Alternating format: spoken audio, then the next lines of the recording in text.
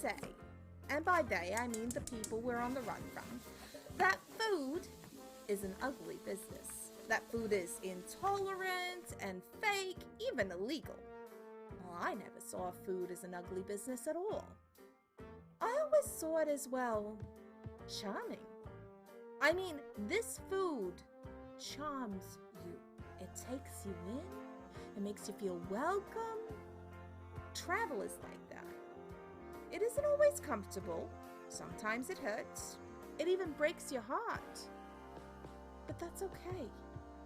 Hopefully, you leave something good behind. Just don't bite off more than you can chew.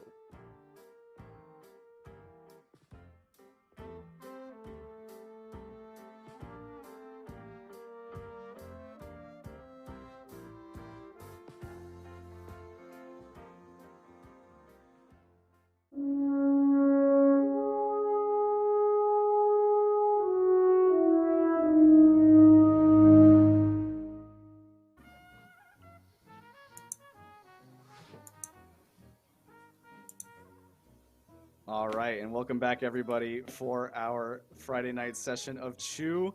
We got everybody here: Bobby Bourbon, Colby Jack, Dinah, Maple, Baron, Hamm, and Calliegh Mari, the crew. I love seeing my Chew crew, and I gotta shout them out before we even get into it. Just had to. Hi, everybody. My name is Anthony. You can find me on Twitter at Prainntheplague, just below me. Go by he, him pronouns, and I'm happy to be everybody's head chef for the evening today in Paris. This has been going so great. We just left Germany, and we're excited to see what everybody has going on. So we'll go around the wonderful table and pass the talking salad bowl, so that everybody can give their spiel, and then we'll get back to it. You know, Baron, I see that down. Let's go with you first. Let's go, Baron. What's up? This is why I don't ever dissent on anything, because I get called out. I have to do anyway. I don't mind going first. Hi, I am Leland. I've got sunglasses on a necklace, but that's about as far as my costume's going today. I'm wearing a t-shirt because I'm too lazy to. Anyway, all right, whatever. It doesn't matter. I'm playing. Oh, I'm Leland / LeopoldTheJust. You can find me on Instagram, Twitter, Facebook at LeopoldTheJust. I'm a social media dude.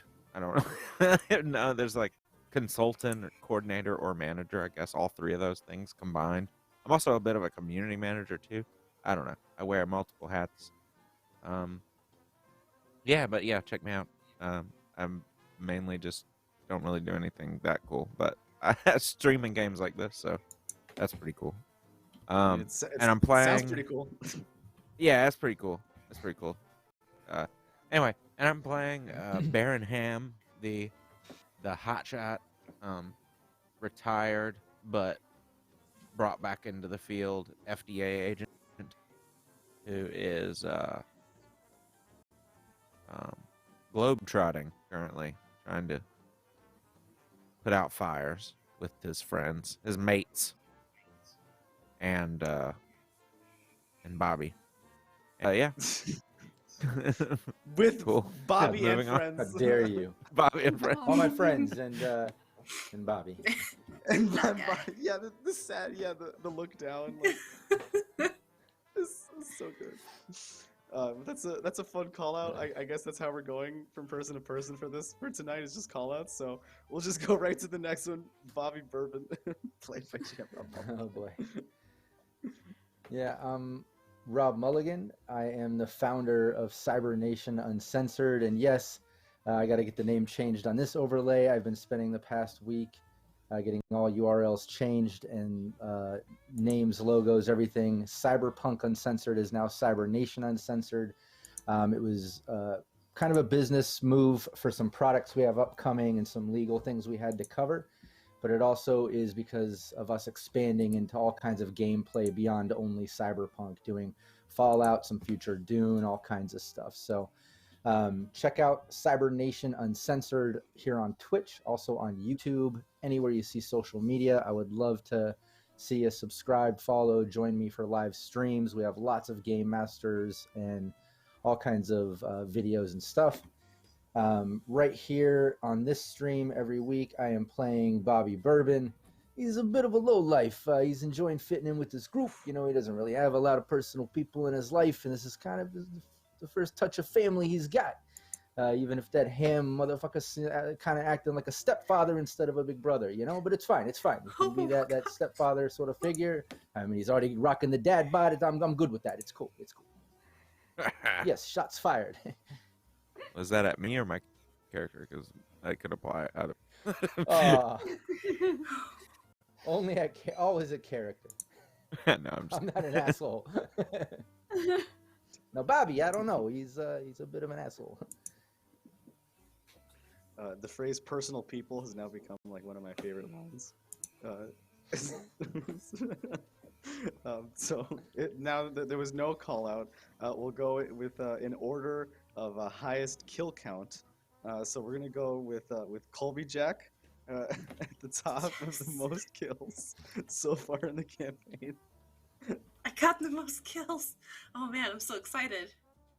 I can't believe it. I was gonna see were you gonna call Calliegh or Colby. Anyways, hello, I am Scribble Sam. My cosplay tonight is an all vegan outfit. Created by her own hands. And not produced in any sort of sweatshop or by any sort of animal cruelty. It's all plant fibers, very natural, super not comfy, but it's great and good for the environment. But yeah, tonight I will be playing the vegan but not pacifist Colby Jack. I don't think she killed anyone last session. No, just set someone on fire. So I need to. Okay.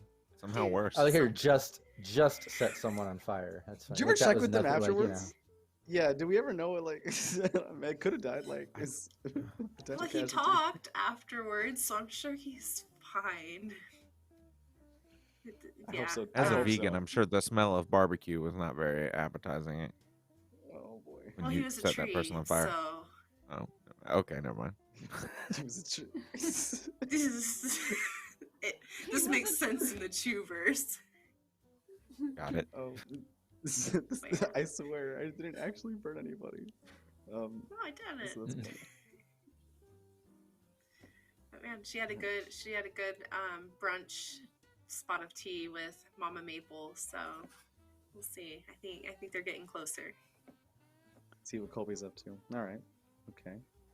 And so I think next up in order of kill count is most likely going to be Calliegh Mari, played by the wonderful Dinah. You beat me on by one because I didn't kill my brother. But I did, well, no, he shot me. I just called Mom. Calliegh wins with the most amount of armpit kills. It's so many armpit kills. We know that. Colby did an armpit kill. That is a fact. That is how you hide the bullet wound. You shoot them in the armpit. Nobody will ever know. I thought you shot it between the toes. Oh no, that's. Well, yeah, but I'm not. Callie's not into. That's a different shot. Yeah, I'm Dido. You can find me on Twitter at Dido11. I stream a bunch of different places doing a bunch of different things. But tonight I am Calliegh, who was indeed shot by her brother last week. And still was able to show him who was boss. And tonight, hopefully she can do some new cool things. All right. So lots of domination. Calliegh is just completely taking over. It's just, nobody can Who stop needs the Montero when you have Calliegh? With guns. Who needs when you have gun? And finally, but definitely not least, the wonderful and saccharine Dinah Maple, who has killed, but not as much, and that's because the words are something pen is mightier than the sword, and in fact, it stopped a whole war in that way. Maybe the lives that Dinah saved is more important than those that she's taken. As I say, I haven't killed anyone on stream yet, but, she's pretty old, so she's been in the biz long enough. I'm sure she's killed plenty of her share of people. Can I say that I I don't think Baron's killed anyone. not in Has the he? show. Yeah. You And the you hot blown shot some hasn't shit up killed us. though. Yeah. I just, that's And now just you're funny bloodthirsty. that all of the no, it's just I think I'm gonna keep trying to keep it up. Anyway, sorry to interrupt. I just had that realization and it blew my mind. Go ahead. So my name is Nikki. I use she, her pronouns. You can find me everywhere online as halfling_Nikki NIKKI. I am co-creator at TRPG. That's TEA TRPG, and we stream tabletop role-playing games, and we have a talk show on the last day of the month where we have 2 talk guests and 1 musical guest per episode. Although this month our musical guest is also a talk guest, so that will be really fun. And then tomorrow, catch me at 11 a.m. Pacific on TTRPG, playing the Princess Isadora in our Ravenloft campaign. So yes, I am playing basically a Disney princess in a dark, gritty game. Tonight, I will be playing Dinah Mama Maple, and she is an Irish American woman, very short and plump, wears a bun on the top of her head, does her best to make sure that Baron doesn't blow up in too many things, and is trying to learn more about Colby and see how she could possibly help her, especially now that she knows that Colby has killed many times before, and so she's slightly concerned about her own safety, but found a very good vegan bakery to take that good old Colby to. It was delicious.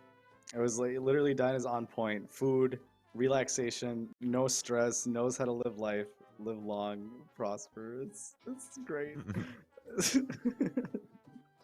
Dinah kills it every time. Okay, so remember to check out the backer kit, everybody, on Kickstarter, and remember to hit. We still have a retweet goal and a sub goal to meet for tonight as well. Give some wonderful banes to our Chew crew here. Everybody's really close to we're here close to the danger clock, and it probably will tonight. So any additional assistance can be really helpful here. We also have donations as well, everybody, for a little art or even clues that you can add. Especially was like the biggest part of donations. So hit that donation button if anybody would like to command. If anybody would like to do that.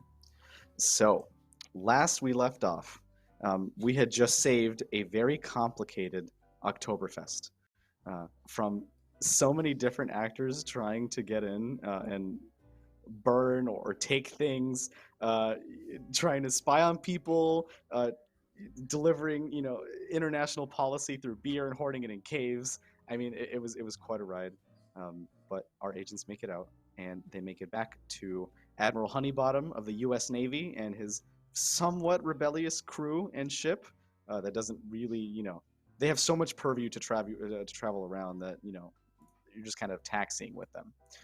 We make it back to Genoa, Italy for our port. And would anybody like to tell me the airport code, what that translates to, of where we found, of where Honeyham was taking her suitcase to last time? And that'll indicate where we're going. Paris. CDG.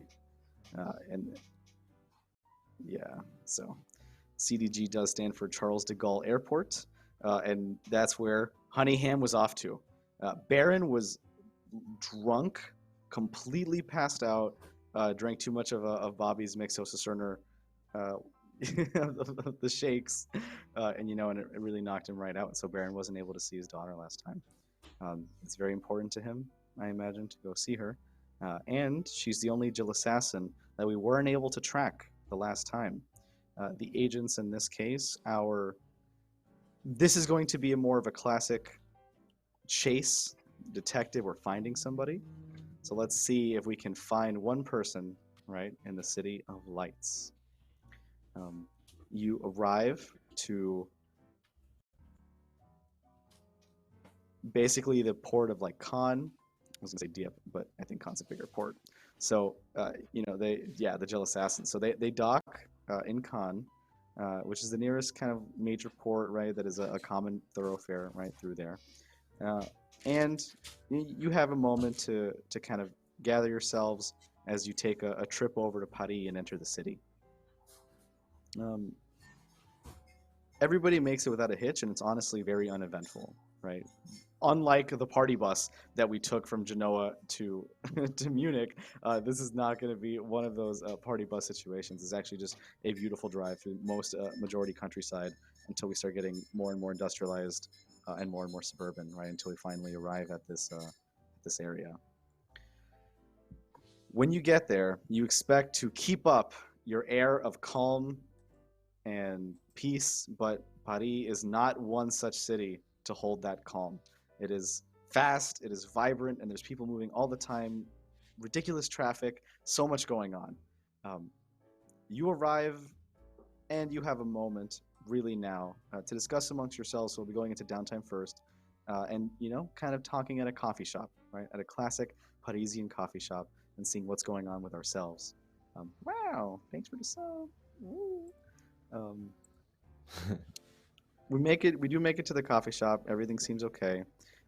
But you do, on the way there, notice a lot of banners and sort of telling of what's going on in the city. You guys have been out of the loop for a while. You've been underground, mostly in jungle or mountainous regions, sometimes for months at a time, crossing South America. I mean, it's been difficult, right? There's been, very few cities that you've been to that are not war-filled, right? Both of them, Quetzaltenango, and the other city that we visited at the Picasso were just destroyed, right? So it's never been as where you can actually talk to people and there's no active conflict. But there is an event. It is Fashion Week in Paris, except all of the banners from the brands that you would normally associate with Fashion Week have been replaced. And this is maybe an effect of the pandemic, an effect of the bird flu, the panini, right? That maybe food culture is a bigger part of the global purview right now. But all of the common brands have been replaced by famous food brands and famous food organizations. It seems like the FDA, the USDA, Montero, the EMA, and many other such organizations have floats in a celebration and a sort of runway contest for food-based costumes. So you see prototype designs of like of people in chicken buckets, but there's like a suit over the bucket. And it there's like a little rose in the side, and it looks beautiful. But it's a work of art. It's high fashion, but they're trying to bring it to everybody. So a little taste of the culture that everybody's in right now. You see people sporting turkey skirts, chicken hats, such as these. This is pretty common. Is that everybody's just wearing little chicken hats, walking around with turkey legs, and little croissant. Right, so, right, moving around with some food, some coffee. My accent is not great, but I love, I love to try. And so with the croissant and the coffee, kind of dipping it in, right? But then they dip their turkey leg in the coffee, right? Or so they think, right? It is turkey schmirky. Obviously, turkey's not real, so the turkey legs. The pound-and-a-half turkey legs that everybody's walking around with. Because birds aren't real and they are illegal. We have to remember that. Ooh, that's a hat counter. Everybody's just trying to get the best they can. We'll be going into downtime at this point, so everybody, again, the 3 downtime options will be rest and recover, connect, or work the case. And so just like before, we'll go down with everybody, suggest what they would like to do, and then go in pairs, right, before we get to the free play investigation aspect of it and find Honey Hamm. Someone take me away. Who would like to go first? I definitely want to work the case and get any leads on where my daughter is before Colby fucking extinguishes her. Snuffs out the life, the flame of crystal. Sure, that seems reasonable. Okay, so Baron for work the case. Dinah, how about you? I think I'm going to lend a hand to Baron as someone who like was there for like Honey Ham's like first birthday and like things like that, where because I recruited Baron, so I've been there for all of Honey's milestones, so I actually do care about her. And like as much as I give him a hard time, I care about Baron. So she's gonna be I'm gonna use supportive and lend a hand. So if he has any conditions, he can ignore his conditions when he rolls. To work this case. Yeah. So you'll be able to work the case with Baron, but additionally you'll be able to add a d6. So this is gonna be a good work the case, right? One of them's got to be a 6. We'll move on next to Calliegh Mari. What would you like to do in this wonderful coffee shop? Yeah, I'm going to do the same thing. I'm going to help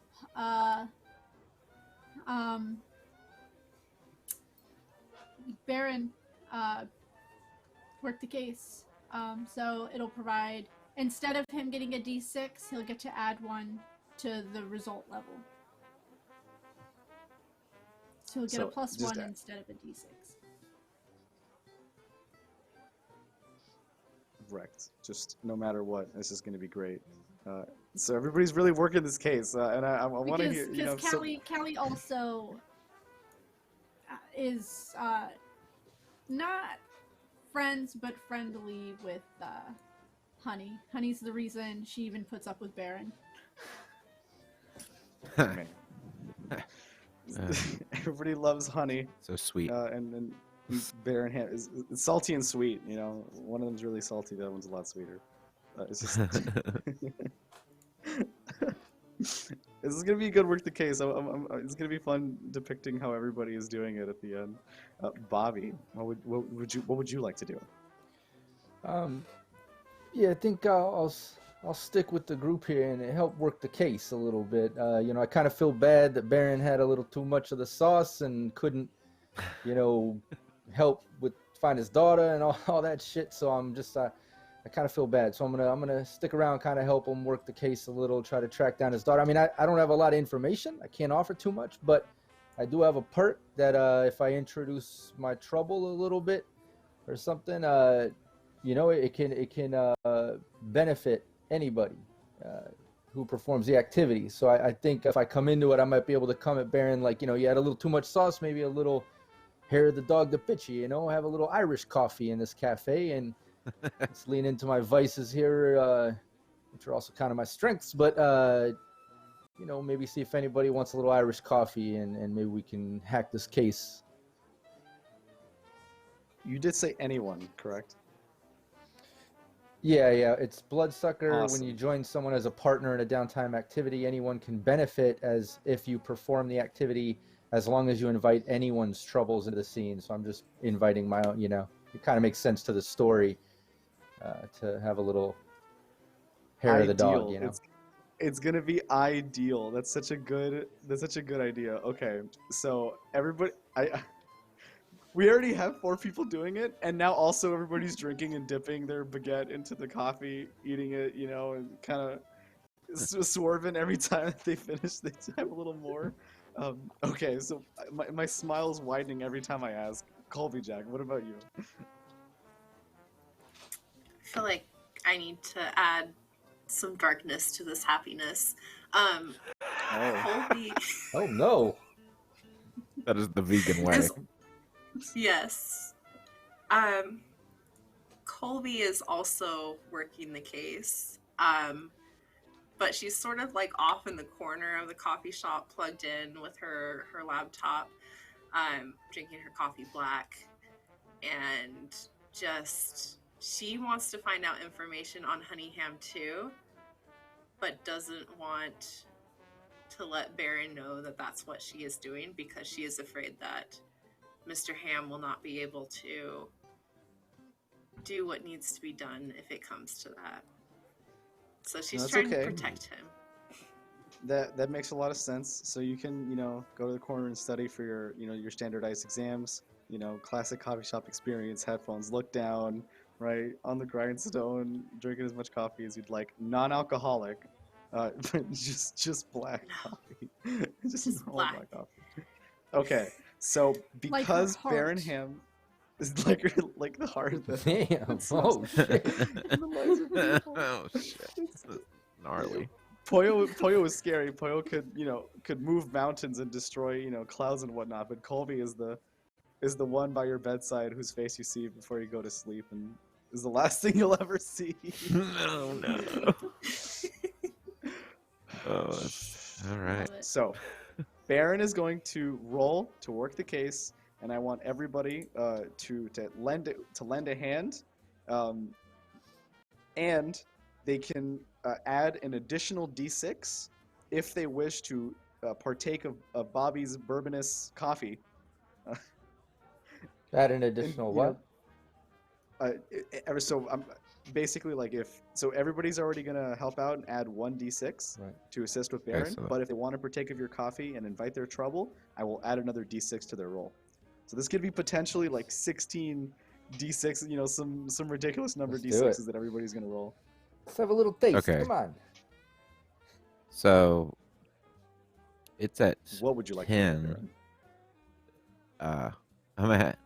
Hold on. I'm gonna need the advanced dice roller for this.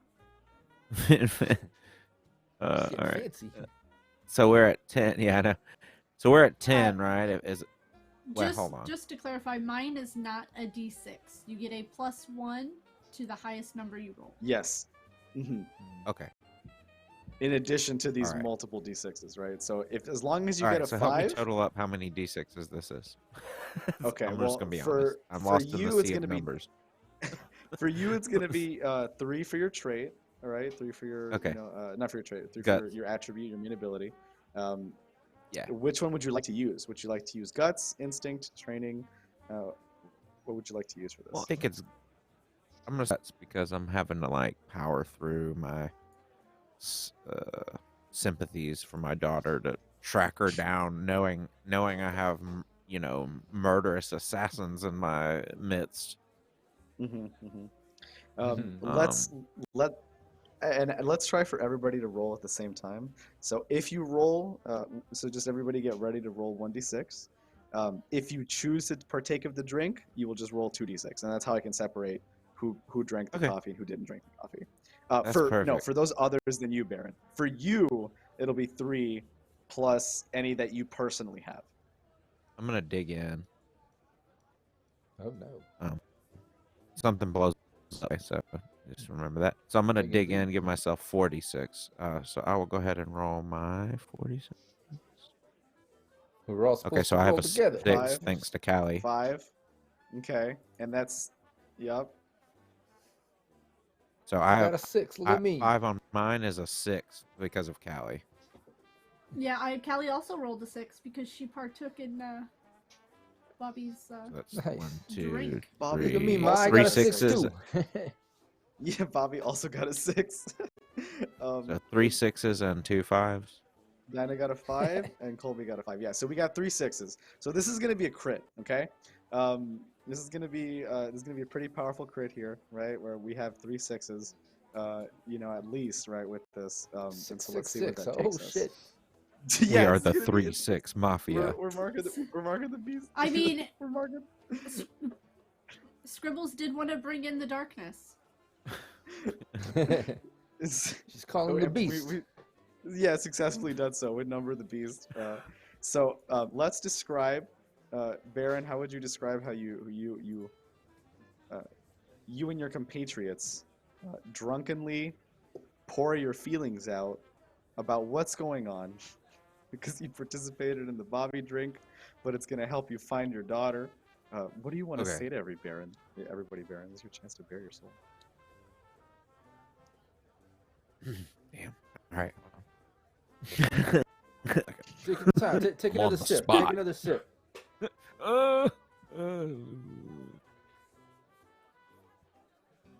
looks like The chef shit's in the getting back just eats a serious here. We croissant. might all want to pay attention. The chef in the back Listen. is singing a song. He's singing everybody. Listen here. I know what you're all thinking.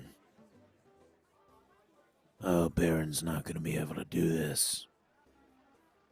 Not properly, anyway. Well, just know a lot has happened with me and my daughter. And if she makes a choice that leads her down a path that we don't want her to go down, a path that's dangerous for her, then there's really not much I can do about it. But I'm going to try my best to steer her back on to the right path. Because, honestly, I don't want any of you to have to harm her. I know I wouldn't be able to, personally, but I know a lot of you know her and wouldn't want to do anything like that either, so let's just bring her in. You know. The chef. Go ahead.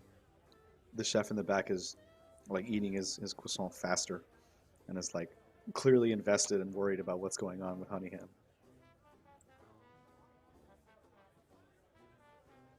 Who the fuck is that guy?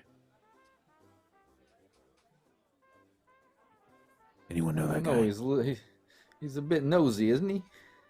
I don't like it. I'm gonna Any of us stand know that up. guy?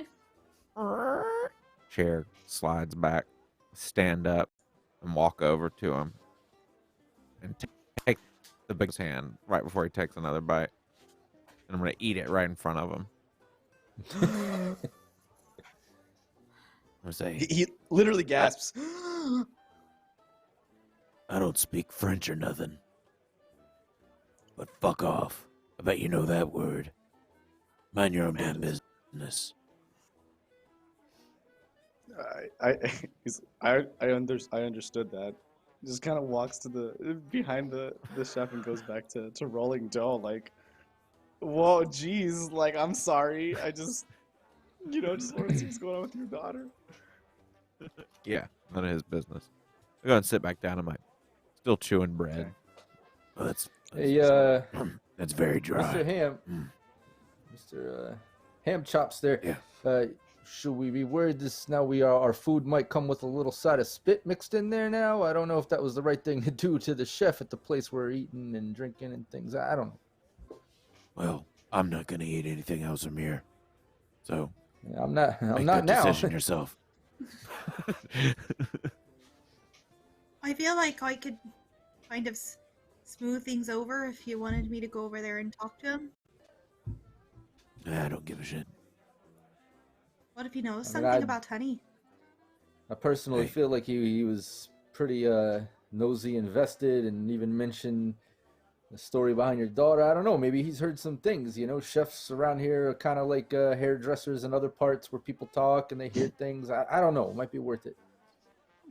I thought it Like, Bobby. might have been just because of her voice. But yeah, if you want to talk to him, go for it.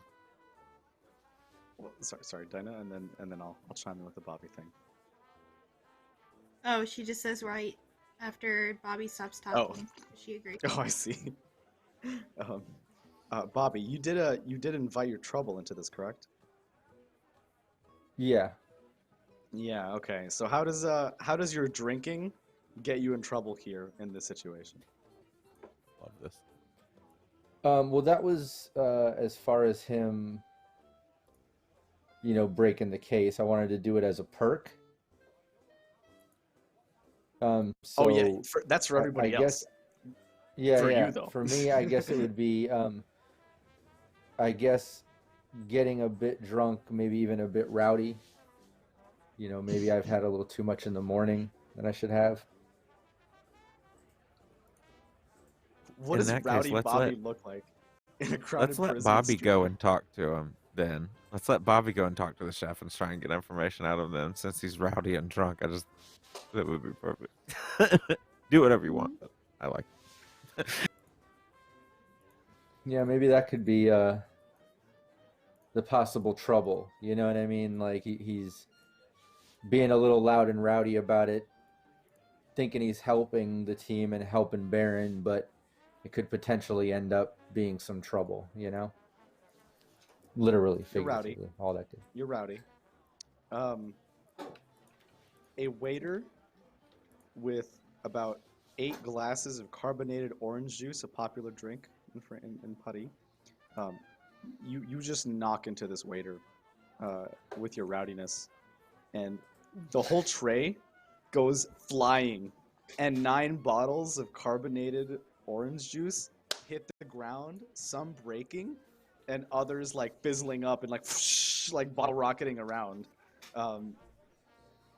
About 3 people get hit by flying bottles, and a couple of glasses break. Broken glass, my fault. There's broken glass on the floor everywhere. There's orange juice. There's like people soaked in like light orange, like Sunny D flavor. And they're like, oh man. They leave behind a number of maps though. It's at one table that you did bomb.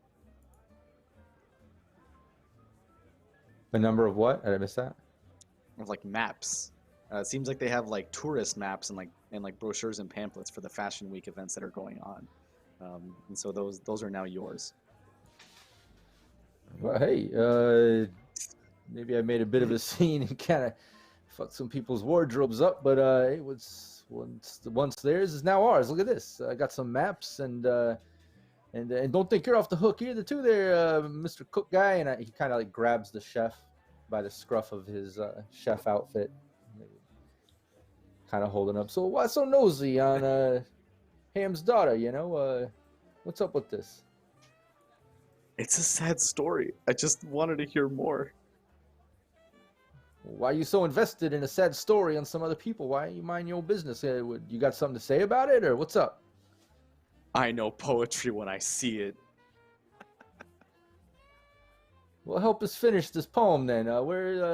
Where's his daughter? Where's his story end? What's up with that?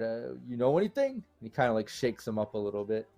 Maybe even getting a little bit too rough. Maybe the rest of the team notices that Bobby's maybe had a little too much to drink. He's getting a little too bravado here. It's usually not like him, you know? Bobby, I think he was just listening. I think he knows something. He keeps shaking him. Yeah, do you know my daughter, Honey Hamm? Hey.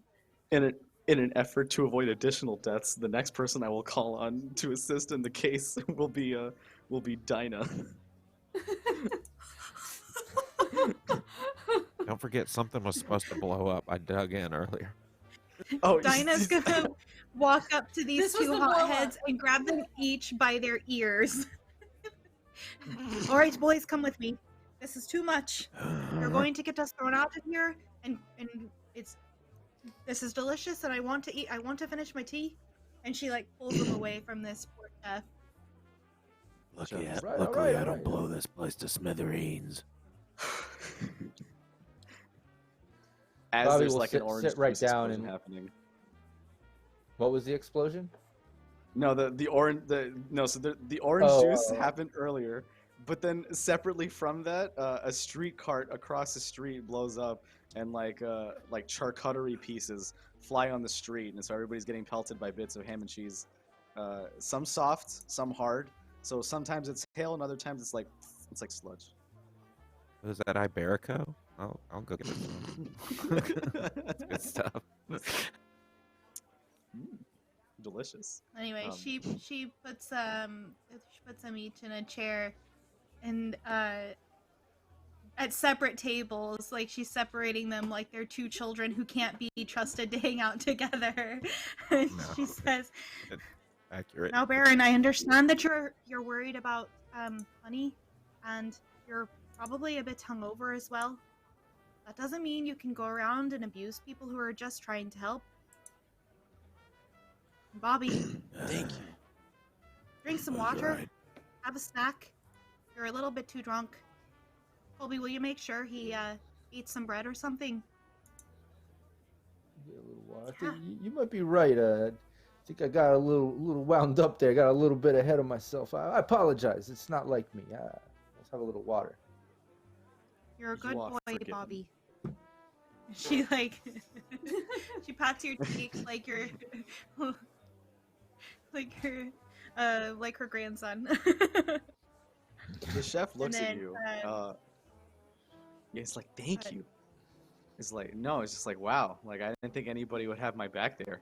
It just seems like you and your good old boys were gonna start pouncing on me. They're very passionate about what they care about.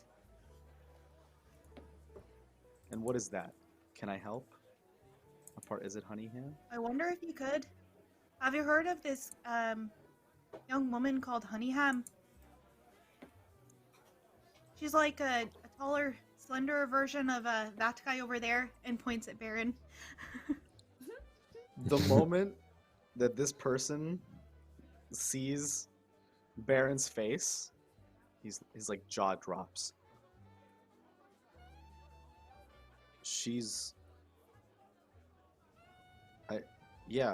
I know who she is. In fact, I know her name. That's why I was listening earlier.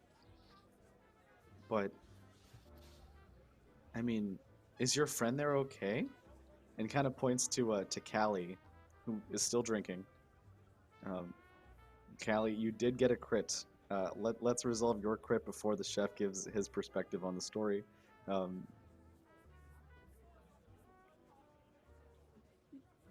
You're drinking. Sorry. You got him by your trouble. You're good. What's going on? Didn't he say that he invited his trouble for all of us to get that? Not everybody's trouble, right? Oh, yeah. Yeah, that's true. That would be cool too. Just to see what happens with everybody's trouble. Leave my trouble alone. I remember what it is. But you are. Oh, it's family. Honey ham is my trouble. Never mind. Yeah, exactly. And I mean that's invoked like the whole session because it's a big part. But for you, Calliegh, of course, like the trouble's not there, I guess. But the Mixo-Cisterner, you can choose to see if you want to give away a lot of information or not. Nobody's asked her a question. I think, like, with her crit after partaking in Bobby's drink, she's letting on a little more to how much it hurts to actually be shot and live through it. So, like, she's feeling the pain in, I don't know, where'd he shoot her? In the arm? I don't even remember. So she's, like, favoring it a little bit more. Yeah. And, like, actually, like, letting it show physically how much it hurts. Not only just because her brother shot her, but because, it takes time for bullet wounds to heal. Yeah, you were taken care of and patched up, but it's definitely still a wound. Yeah. And it represents maybe a deeper scar with your brother. You do look up and you try to take your mind off it. You're able to see kind of like the national news. And Fashion Week is something that's being reported on pretty heavily. And it would definitely be something that Calliegh would be interested in. Right, exactly, right. And so it kind of draws your eye, draws your attention. And you think that you see a familiar face at the same time that Dinah is told by the chef where he thinks that he knows honey ham from. At the same time that Bobby and Baron and Colby are looking at these maps, right, about what's where and who's going, who's being put where for Fashion Week and where everything is going to be. So there's going to be a huge outdoor event, it seems, kind of out in like near one of the Capitol buildings and the Eiffel Tower, in like these large gardens where there's a large pathway for walkways and floats, celebrations by the street there. That seems to be the heart of activity for right now. As you do see floats starting to get, like as Calliegh sees floats getting constructed around there. And Dinah, we switch back to you with the chef speaking directly to you and saying, I know where she's from. She's leading one of the floats this year. She's actually very well known in Putty. Very well connected. Money, friends, enemy, that one is shrouded in mystery. I've heard of her, but I don't know much about her. What float is she a part of? The last I heard, she was representing the Bon Vivants Fine Diners Club, a club of 1%ers who only acquire the finest exotic and ingredients and foods, by their own verbiage, like just gross all around, right? Like opulent wealth, a disrespect for anything lower than that, which is, the majority of people and cultures.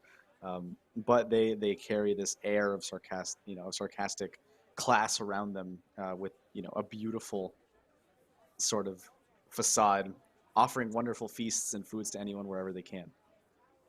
It seems like they're sponsoring the event, and they've been a big pusher for making it more food-based, less traditional fashion designers.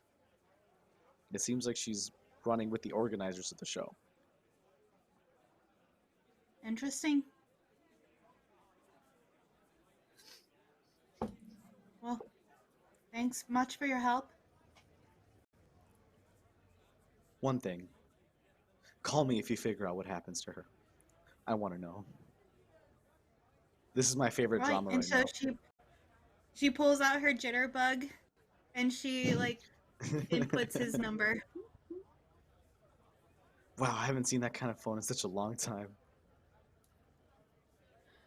You okay there? Isn't it too heavy for you? Not at all. I have so many things in this bag here, I'm used to carrying it all. Used to carrying it all. So, in the coffee shop, everybody is sort of, taking a moment to drink, to see the festivities, and sort of share with each other any last feelings before we end downtime and start chasing honey ham near the Eiffel Tower.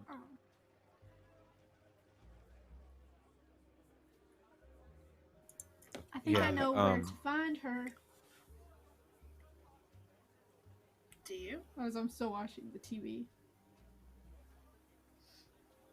What was the organization that person was talking about that she was working with?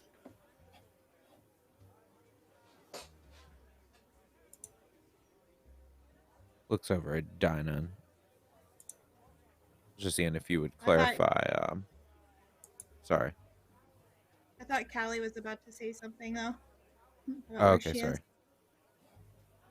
Oh, you weren't? Okay. Then Dinah says, well, I'm not sure if you've earned that information, Sir Hamm. I think you need to apologize to the chef before I'll give that information to you. All right. He just sort of hangs his head in shame and walks up to the chef and slips him a $50 bill. Says, I said apologize, not pay him. All right. Sorry about that. It's better than a sorry. Right. He catches it. I agree. He catches the 50 euros out of the air. I mean, Baron, if you're giving away $50, I'll take it. I think you owe all of us a sorry. He's gonna have to get that That's converted. the principle of the matter.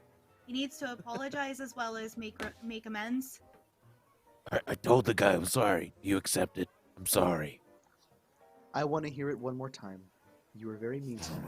And you too, Mr. Bourbon. I'm sorry. Do you have a daughter? You have kids? No, I have 2 dogs. Well, all right, that's close to the same. I love dogs. Exactly. Those are my kids. How about this? What if one of those dogs went and joined a doggy terrorist organization? How would you feel? You'd be worried, sick about it. While Baron is talking about joining terrorist organizations, Callie's giving Dinah a look. Doggy. The chef starts to sweat a little bit with your apology. It's like, I'd probably go back to school and educate myself on the issues that she felt important before I questioned her of her lifestyle. So I'm not woke enough, huh? Is that what you're telling me? All right. Well, You just have to be Kids more these days. sensitive. Your daughter loves you, I bet. You're just not there for her. I can see it in your eyes.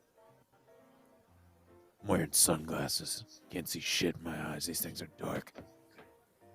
I bet she couldn't either. He starts to cry a little bit. Right. Well Hey. then, he's apologized. He's not a therapist. And I like grab Baron and like start turning him around. And then I tell on their way here. back to meet the rest of the team. I tell him about the Bon Vivant Fine Dining Society or whatever it's called. That's exactly correct. Sounds like a real hoity-toity group of wanks. Mama Yeah, Maple, well. are you not gonna make Bobby apologize too? He started it. Yeah, Bobby's skidding out like. Bobby didn't ask me a question that I got the information from the chef for. That was payment. Bobby has a lot of learning to do. Baron should Bobby know has better. no shame. I mean, and overall, if it just makes everyone feel better, I am sorry. I usually don't act like that, a little too much of the sauce and stuff. But Mr. Chef Guy, you start talking shit to anyone on my team like you were just kind of overstepping a little, getting a little too personal, and I am going to take it back. Maybe shake you up. Oh, sorry. Here, see, I'm getting worked up again. I need a little more water here. Maybe a little bread. I'm sorry. It's time for a walk. I toss I'm a not 50, used to having like another a good $50 bill. group of friends, you know. Was the feed on the television live? Yes, it was, and it seems like the ceremony was starting. So However, Honey Ham Be- is sorry, in whatever No, go place it was that I saw. it just seems like a bunch of gardens and like the square green gardens near that particular place, and they're very like iconic, but you're not familiar with it, and so you can't really Well, contextualize I'm sure it. like at the bottom it says live from and then the location. It's usually. It's actually somebody talking. I don't think anybody speaks French, unless I don't. I do. yeah. Colby, do you want to translate this? Yes. So the TV, there's just some announcers. There's just some announcers, who are kind of discussing where how that it's been going on since the 16th century, in some way, fashion, or another, and it's really interesting to see how much it's come, especially in the last 100 years, right? And every year they're trying to innovate, but this year they're going all out with something brand new. So roll for me a d6 to see how well you translate that. All right. It's your quirk. Just want to see what's going on. All right, yeah, no, solid. This is not a danger cluck situation. You don't gotta roll. You miss a couple words, but you're able to translate the majority of it. It just comes out a little strange. What would you like to say? So, do they not like give the actual location? They were just like giving Oh, the they did. history No, they on did. it? No, they did. Like blah blah blah blah blah, and then it's held near the gardens, like the royal gardens near the Eiffel Tower. Yeah. So Colby closes her laptop and she stands up, going to Collie's side and like watching the TV as well. And she just kind of like cocks her head to the side and looks over at her and she's like, I bet you don't understand anything they're saying. Well, the last time I was in Paris was about 4 years ago. I didn't really interact with a lot of people, so that would be a no.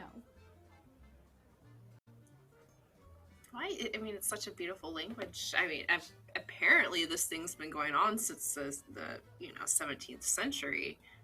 But I bet if you paid me a little bit, I could translate it for you, and we could figure out where Honey Ham is.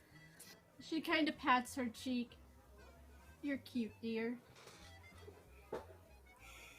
Well, Baron was giving out fine. Apparently this is going to be some big shindig, some huge event, and they're pulling out all the stops. But it's kind of starting soon, so we should probably get out of here. Head that way to the Royal Gardens.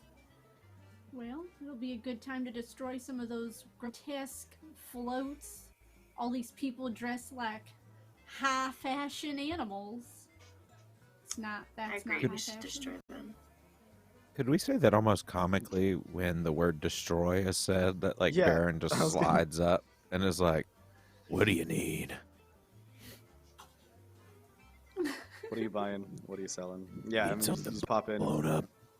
You magnets. I think, but maybe. Cool. Because Keep me posted. you seem to be handling this pretty well. Yeah. That's why he wants to destroy And then, something. yeah. I'm handling it as about as well as I can. I don't really wear my heart on my sleeve, if you know what I mean. And then the scene changes to like Maya immediately like freaking out, like inside of a padded room. no. It's like, and then back to just my stern exterior. Oh no. They're just completely disconnected. Those two things. See, the chef really could see under your sunglasses before. Yeah. Okay.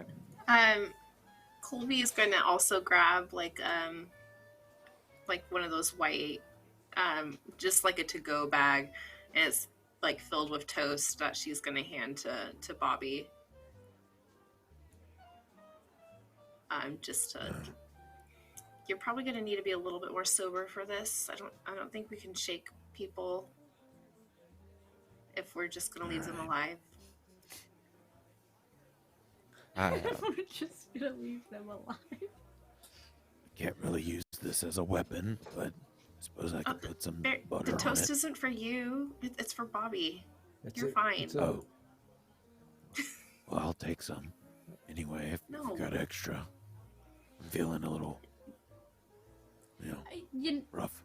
I Hey, appreciate it. It's nice to feel like someone actually cares, you know? And he's going to eat the bread and kind of sober up a little so he can be back to his normal self. Colby, now would be the time to try, what you just tried. He wants the What did I toast. just- And she goes like this to try and get money out of him for toast. Colby is very clueless about what Calliegh is trying to say, and is just like, I guess I could We're just looking get at each him other. some more toast. I'm gonna go up and whisper in her ear so Barry can't hear. Now's the time when you tell him you will give him some toast if he gives you money. Like you tried to get me to pay you for the information, but this time, don't get him the toast if he doesn't pay. I mean, I can just still bear and swallow it. It's a little bit harder to take yours. Yeah, it is kind of a hard to reach place.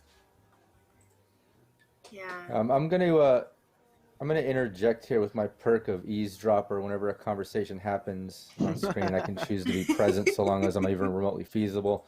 And he's just gonna rise up in between. He's like, can we get a move on? I don't think we should be really thieving from each other and pressing each other like that. Like, come on, let's be a happy family right here, huh? Come on, ladies, let's be cool. Kind of blow up the spot a little bit. You're right, Bobby. Yeah, we should go. Just, all fun and games, right? I keep the levity of the situation. Give you one of these.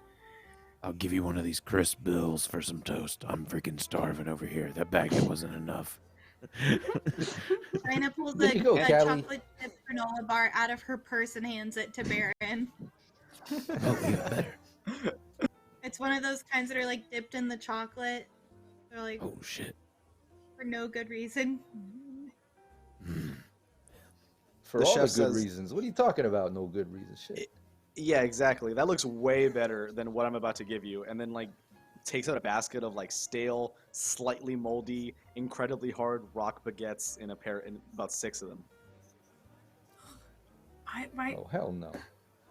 What do you? All right, let's No, go. here's just some, No, Here's some spare bread. Just take it with you. I don't want, I gotta get out of here. Come on, just. Spare bread. I have no interest in this bread. And then I don't want your bread. shuffles everyone out. He's like, he slams his fist and he's like, I can't get rid of this bread.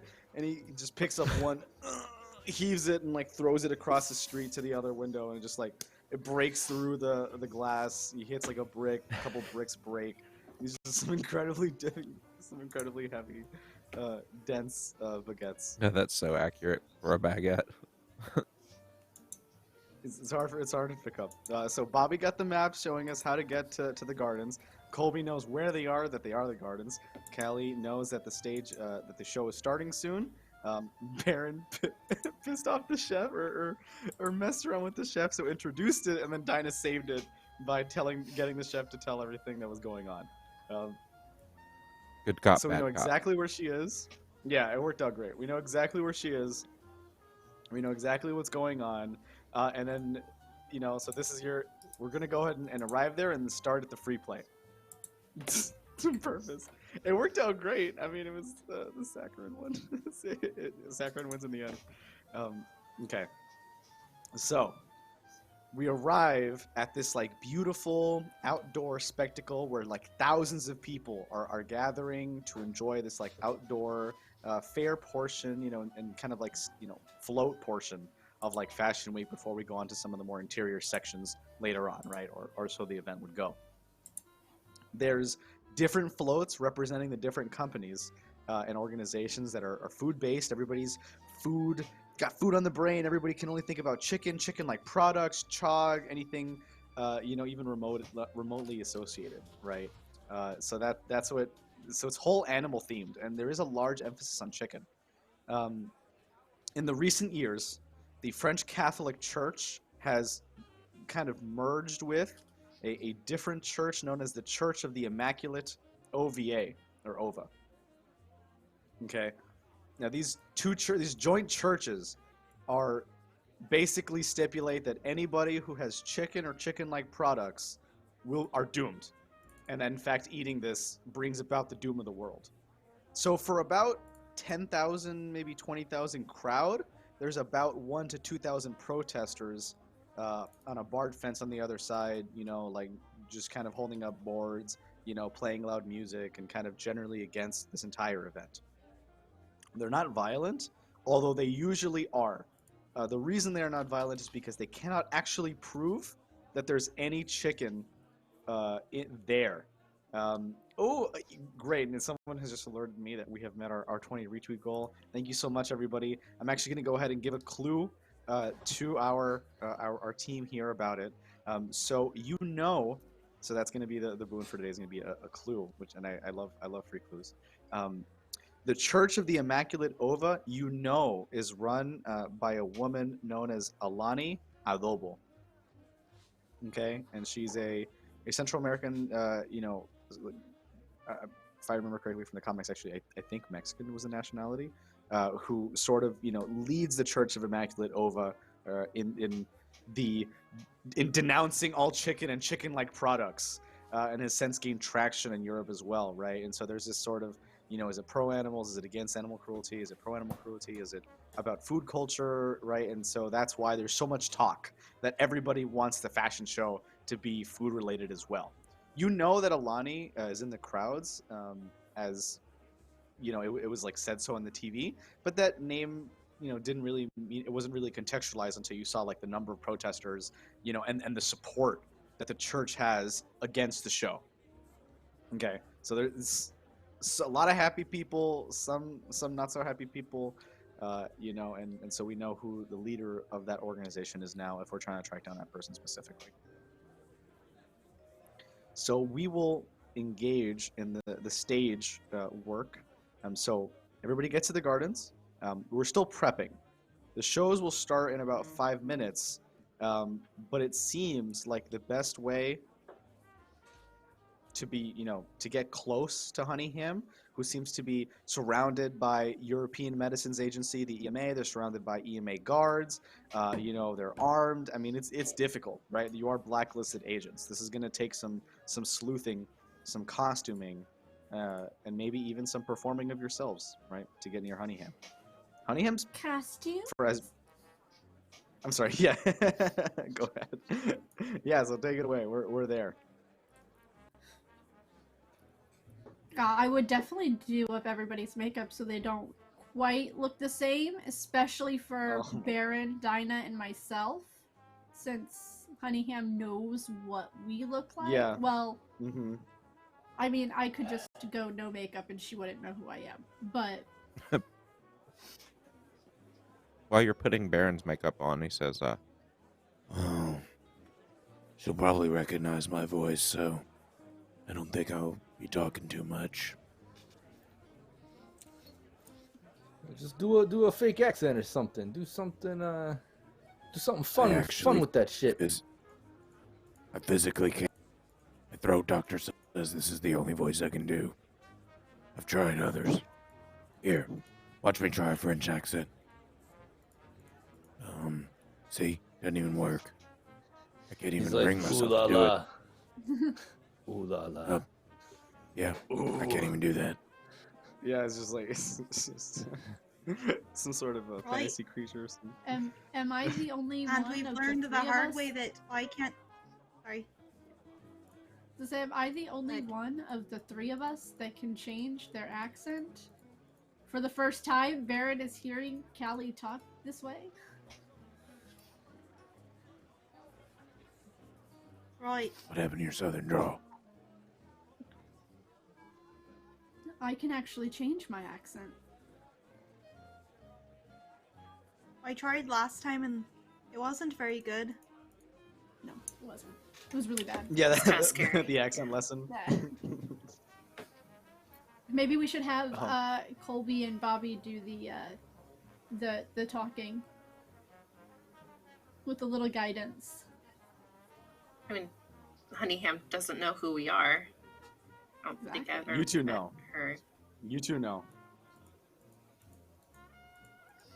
Okay. Wouldn't recognize them or their voice. So we all get the makeup on. Who's doing the costumes? For that, we'd have to decide which float we're going to. So we're gonna go down a list of organizations that are participating in it, and a brief description of what their float's theme is, and then we'll choose who we're riding with. Okay. Honeyham is yet unknown, but because the chef did say that she's with the planning committee, that most likely there's not a particular float that Honeyham is with. And it's just maybe in the sidelines somewhere, maybe producing, right? But you want to get in there and kind of see what's going on. So what looks like would be the easiest to imitate? Well, we'll go down the list and see. I don't really think that maybe one is of particular difficulty or not, except for maybe a couple, and so we'll see which one you prefer. So, yeah, there's not, except there is. Okay, so number one, the FDA. They're going as a bird flu heroes. They have a small bureau here in Paris, and so you have a number of FDA members, former colleagues of yours or current, depending on your affiliation. And they're going as like the classic like Secret Service look. They're doing like black sunglasses, like a dark blue, like kind of a navy blue, like suit with an inconspicuous kind of tie. The earpiece, and their floats theme is going to be like no chicken for forever, right? It's like against all poultry everywhere, right? And so some of the immaculate churchgoers are actually like cheering closer to their side because they're the only float that they believe does the job, right? Or at least some of their followers do. You have the USDA. You have a bunch of cybernetic animals, a monkey, a kitty, an owl, a lizard, a chicken, a cow on board. each kind of like shooting laser beams, from their eyes into the sky to perform like a mini light show. But it's required that nobody flies. Like, this is restricted airspace right now, because if anybody goes, like, it's over. It's over for them. So, Dinah, you see some of your former USDA colleagues there. They were younger than you and Freddie, but you kind of knew them.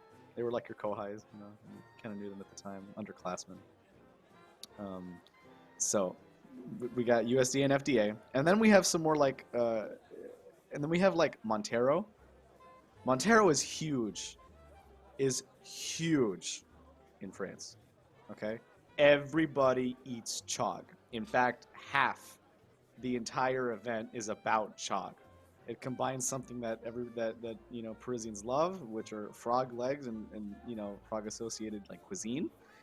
But it also adds a taste of chicken that they're also unable to eat now that chickens are not real, right? So everybody eats a ridiculous amount of chog, and in fact, France is the place in the world that has the most kinds of chog. So there we actually have like chog prototypes, and they're kind of being hidden. But the first chog that they raise is like a mystery meat zombie chog. And basically they're like, it lasts 5 times as long as the banners over, like, so it's a little stage, a little pedestal for the chog to stand on, and then a mini banner describing like a tagline for that particular kind of chog. So zombie chog lasts a long time. It's like chog jerky, and it's like a little decayed, but it's sour, right? And it's kind of delicious for that reason. And then we have we actually do have a Bon Vivant float.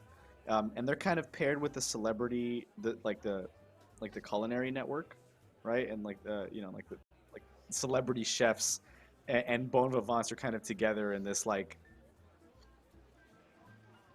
just kind of power relationship.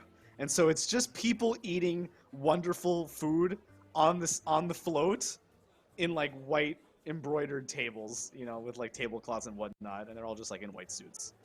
Like, everybody's in white suits, just having like wonderful, delicious food. Wow! Oh my God!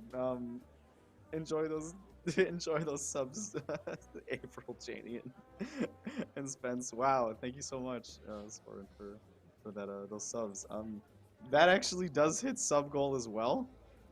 So I'm just gonna give like the costumes to you. No roles required. Whichever float you want to be a part of, you will kick out 5 other people, and you will hop on this float. Are Honey, there any celebrity chefs on the?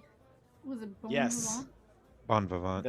They're on the Bon Vivant's float with the celebrity TV with Celebrity Chef Network faction. Yes, there are. Do I There is a recognize any of celebrity. the celebrity chefs?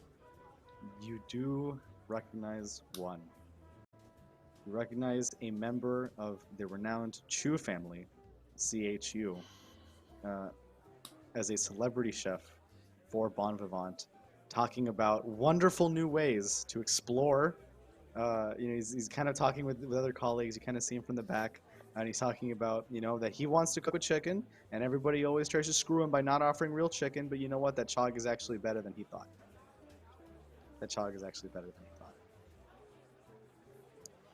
So we'll go with, and then finally, the last float, NASA.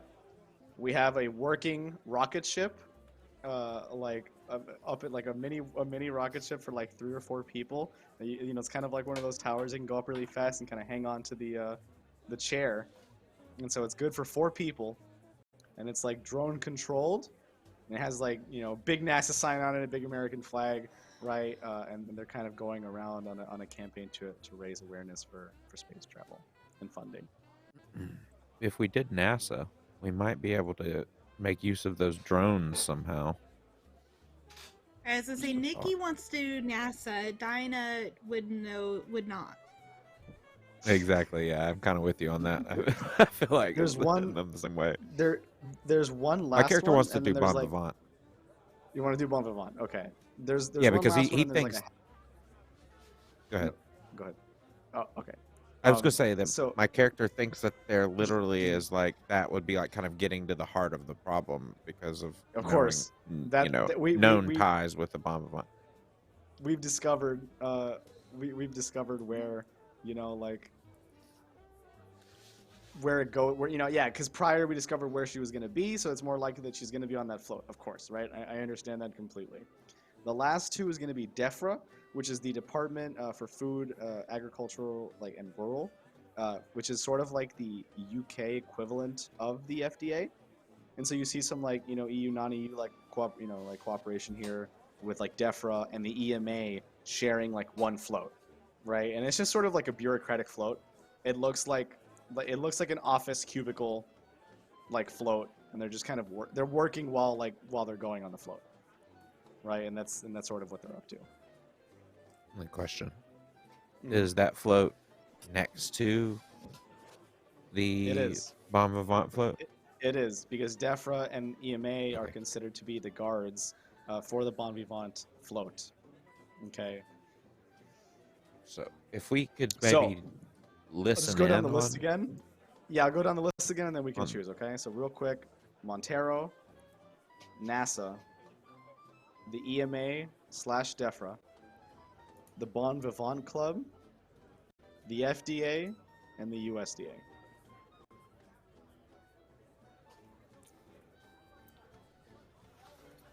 So I think we should do a float that's next to the Bon Vivant because I want to discreetly listen in on that float, maybe, if that's possible. I feel like that kind of... Why don't we just get on that float then? I guess we could, but if we got on that float, wouldn't there not be any Bon Vivant people left on the float?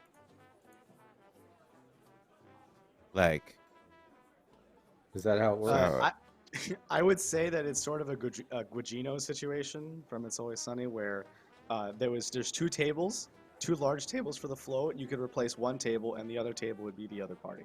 Okay. So then you'd have to look at each other and see what's going on, right? To see to hear them. But yeah, you could do either. Whatever costumes you get, keep an after. Is there any other float we would want to listen on? Because I could put a listening device on my seagull and have them hide on the float. Please share your wonderful seagull's name once more. Turkey. Turkey isn't real. Right, Turkey the seagull. And we have that Tofu the dog. Tofu the dog. And Yes. Turkey the And don't forget our cybernetic cat, Oh, right. Sweet Pea. Sweet Pea. Sweet Pea. We So, kept 5,000. Dinah says, wouldn't it make sense if some of us went on one float and some of us went on another? It's a parade, so they're going the same way. Yeah. Not really splitting the party if we can kind of see each other. I have Mardi Gras down here in my town, so the floats are about, I'd say probably about 8 to 10 car lengths apart from each other, so you still kind of I don't know. If it's a straight road, you can still pretty much see. Maybe 6 to 8 car lengths. Probably a better estimate. I guess we should narrow it down to floats I would get on and not destroy. I personally, if we're gonna split, I think we'd go with Bon Vivant, but I think if we're gonna split up here, then I got first dibs on that NASA one. I'm gonna go ride a rocket like a freaking astronaut. Well, in that case, hold on, this is in character. In that case, you need to try and get control of those drones. You got any tech experience? Drones? What do you... What benefits? I thought it was a rocket ride. NASA. It is drone controlled, and it's a drone rocket, and it can be fueled by. I got it. Okay, never mind. I thought you said there was a drone. But I mean, excited. Colby a tech person. Colby is a tech person. Dinah can also kind of do tech copy as well. But essentially, if you get control of the controller, you can control the rocket. So if you find the person that's controlling you on the float, you can move it if you like, Bobby. Can't we ride the rocket up a bit and get a better view of things too? All kinds of things you can do with a rocket. Look at me, I'll ride the rocket. Colby, you do the controls. It sounds like a completely safe, normal plan. I'm just I hear gonna crickets. warn What the hell just happened? If I get on that float with Chew, it will not be pretty. We'll get on a different damn float. Yes, put her on a different float. Why don't we do it this way then? Right I don't think we should. I don't think we should be messing with any rockets. I think we should leave that alone. Oh, come on. I think it'd be best if half of us. I know it was very exciting, but not very safe. There's gonna be an Astra in that. Come on. What if we have to blow something up with that rocket? That's We not can still how get the controller. rockets work. I mean, if it crashes into something, it will explode. I mean, explosives aren't hard to make. I bet you can make them out of candy. I don't think we should all go on NASA. I think Baron and I should go on the Bon Vivant float. So we got 2 for Bon Vivant, seemingly 2 for NASA. And Callie, what was your choice? Well, I know which ones I won't be going on. Because if I get on that Montero float, it's not gonna make it to the end of the parade. It's not gonna be pretty. It's not gonna go well. Same thing with the FDA float. And the USDA float will likely result in your death if you pick a fight. Yeah. And EMA is the one that your brother was in, so This is true. there's like no winning for Callie. Yeah. I mean, Callie Three could go for on the NASA, NASA 2 one. for. It's like what organization has Callie not either like pissed off or have I could join the protesters. So 1 for I mean, protesters. I think if they're going to do 2 for NASA, they're NASA. going to need you though for your I mean, expertise. I heard a split in the party, and it's always crazy, but we're just like completely dispersing in different directions, and like, I mean, this is getting crazy. I honestly think NASA's the safest float for me. So, I mean, if Bobby wants to go to NASA, we can go to NASA. Me, Colby, and Bobby. Right. I think it's the least likely one that I would, that I have bad connections with. Mm-hmm. And we can do the whole Bon Vivant listen nice seagull plan if we want to listen in on on that. So where are we putting? So where's Sweet Pea and Turkey going? Or I'm sorry, where's Sweet Pea and Tofu going? And then where's Turkey going? So we're covering 2 floats so far, it seems. Colby, if you'd like to do a process, you can do it as well. And then where are the pets going? Well, Sweet Pea's probably gonna go over to the USDA. Meow. Wow. Because Sweet Pea Wow. will fit in over there. Sweet Pea cuddles, Tofu's jumps up staying and in starts my cuddling bag. circuitry. What? Tofu's staying in my bag. I'm not splitting with Tofu. Okay, good. Tofu's must remain safe. Yeah, Tofu looks your Tofu's face a little baby. bit. Yeah, just My throw him seagull, some, on the other hand, some food, and he's just close the bag. my seagull, on the other hand, gets in all-out wars over French fries. So he is tough as a nail. So he's gonna fly up with a little listening device tied around his ankle. Okay, discreetly somehow. Seagull with an ankle bracelet. Yeah, it's kind of hard sentence. Yeah, and yes, exactly. He's on probation. He can't leave the city, but he's gonna. Yeah, exactly. Oh my God, perfect. He blows it. Yes, like he weaponizes Alka-Seltzer against other birds. That's so bad. But yeah, so he is gonna just sort of fly up and land on, and sort of perch up on the top of the float, and then try and nuzzle under something and hide, and just sort of sit there. He's real Okay. smart. Okay, so he's spying. Still, he's spying. He's spying on Bon Vivant, right? You're also trying Yep. to spy on Bon Vivant. Dinah's trying, and Turkey and Tofu both are trying to spawn. Spy on Bon Vivant. Words. Colby is in the protester field with the Church of the Immaculate Ova. That's where Colby wants to be, but Colby's going to stay with Bobby and Callie and Oh, try okay, and find and the NASA the float. controller for the rocket. Yeah.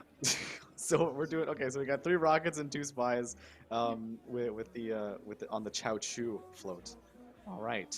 So with that, we will go into our 15-minute break, everyone. Now that we've decided where our positions are going to be, don't go anywhere, and we'll come right back, like I said, in 15 minutes to see how this float situation rolls out. Let's see how that goes. See you soon.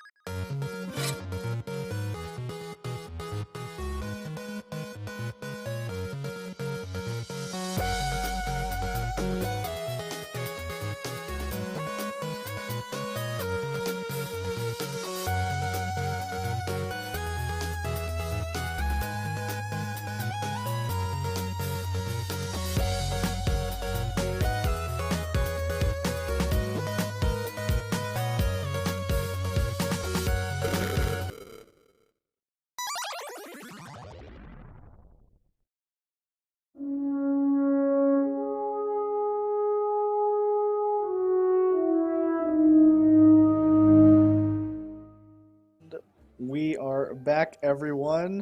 Happy Friday once again, and welcome back to our second half of this wonderful Parisian chew venture.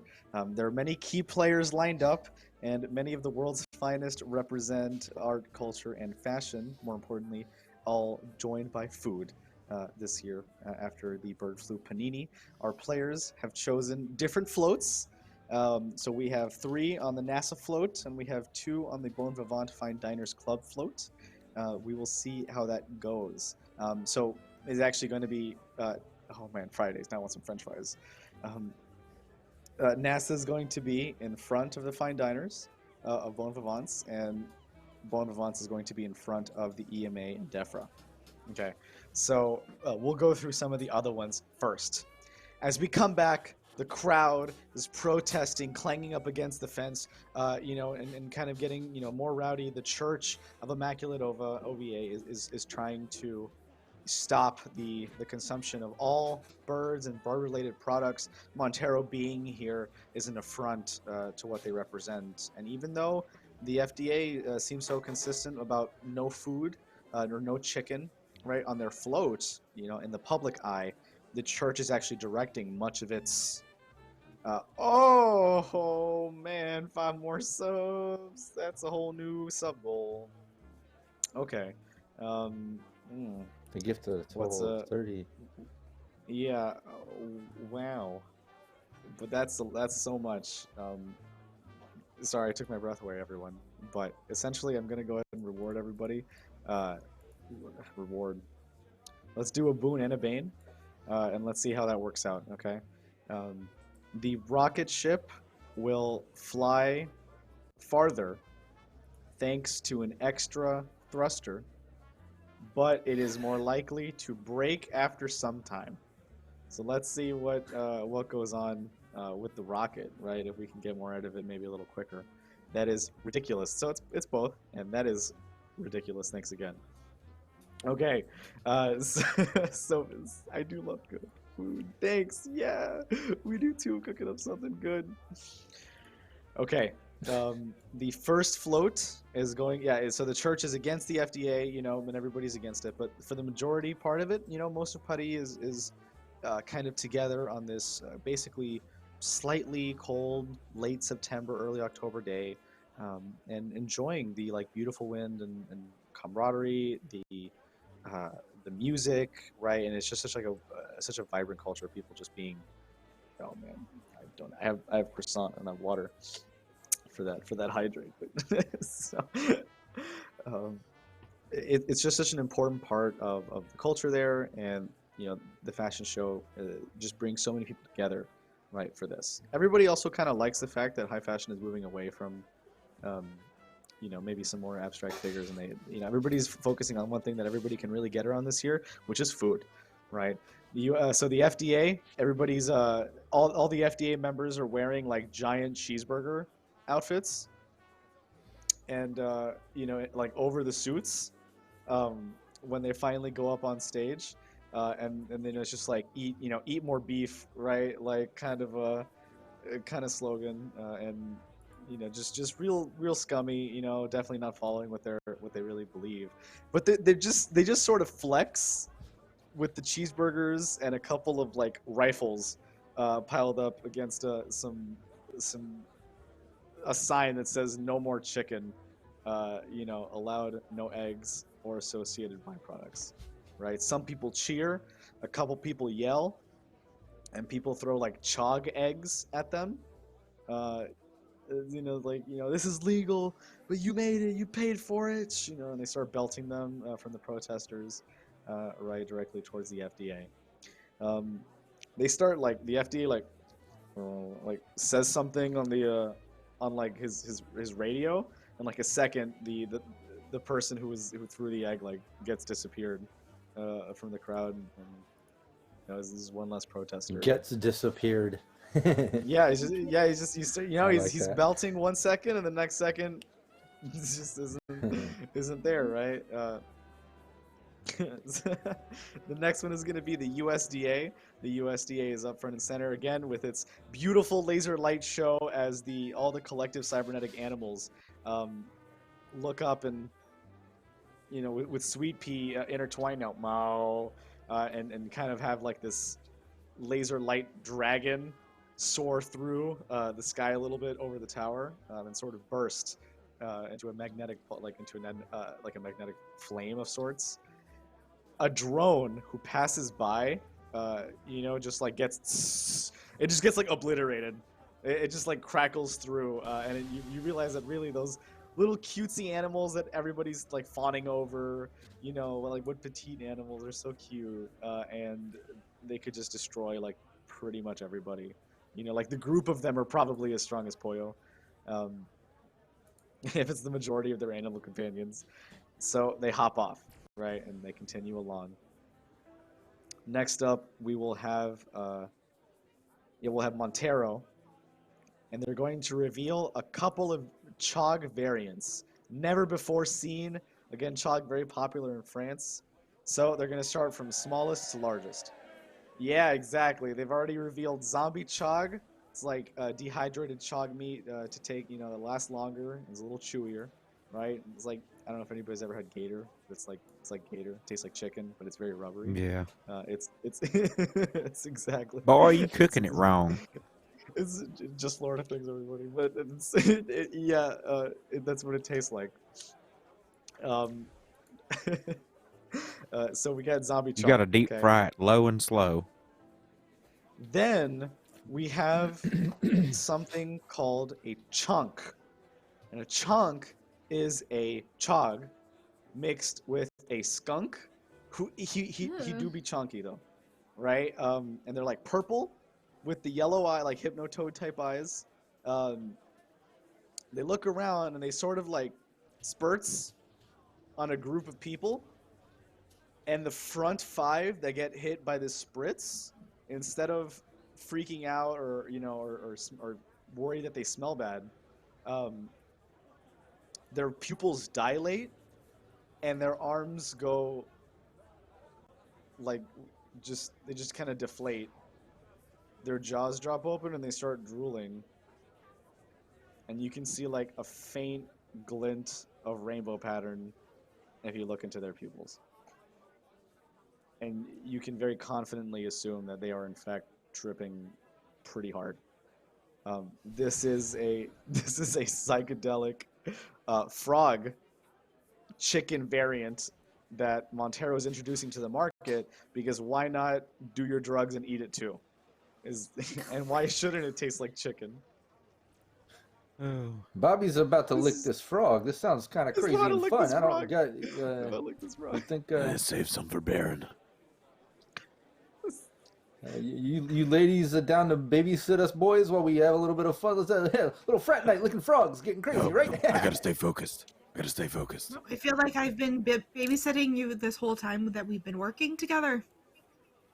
Just lick the frog and then go hop on that rocket, and you will have a good time. We'll see what happens. So I suppose Bobby's gonna be our distraction. Yeah, Bobby's gonna run over, and when he sees them spraying parts of the crowd, he's gonna be like, "Hey, hit me!" I love that. Yeah, and then try to get spritzed. Yeah, he gets spritzed. Bobby, please roll guts for me, and let's see. I should say roll a resistance roll, and let's make it guts, and let's see how this goes, huh? Oh, this isn't gonna be good. This is not gonna be good. No matter what, you'll resist. You can just lose. Yeah, okay. So you just lose 3 appetite. Out of your, I believe it was like 8 or 9. That it's 8 by default, but I think you might even be up 1. So, from I didn't know we were 6. Okay. Yeah, so you just got 6 appetite left. Not too bad, but you resist the negative effects of the trip, and it, no bad tripping right here. And you become a little more resistant to ruin the trip as well, and you're just kind of really enjoying yourself. Everybody looks like a chog, a chicken, a turkey, or a leg of any of those animals. I'm just kind of walking around, inducing fraud, food synesthesia. Okay, so you intake it. They show off that chog, and then there's an even larger chog in a box behind it, but they're keeping a sort of white curtain over it, covering it, not letting it be shown. And it's just a very it's like rattling the cage, and it's angry. It seems like it even bends the metal almost. It's alive? The chog, yeah. All three chogs are alive. The zombie chog, the chunk, and this other unknown chog under the curtain. Does What? Colby know? Like, can Colby see That- that this is happening? Yeah. I mean, everybody's on their respective floats, and so you'd be at eye level, and you'd see the Montero float go off and show off all these chogs. This is Montero's float. Yeah, this is Montero. Yeah, the super, the Pakash creators and the colonizers of the world. Like, Do I Just the do I awful have people. the controller to the rocket yet? you do not. The betrayer of Bobby. I mean, Montero is just screwed with everyone here personally on so many levels. So, we'll see how that goes. So Montero's float passes, and next up will be NASA's float. Colby, Bobby, and Calliegh are on this particular float. There's 4 seats, I said. So there's 3 of you locked in 3 of the seats, and the last seat. Hey, I'm Roy Painter. I don't know if headquarters sent you, but I'll make do. All right, just let's introduce ourselves and get ready. I'll be controlling, but I want you to know that you're safe with me. Roy, you didn't get the memo since you were doing all this prep work for the float. But you won't be controlling it. I will. And she'll stride up to him and hold out her hand. You've been Colby Jack. usurped, bitch. Yeah. The killer instinct, shines through. Just seeps out of your skin.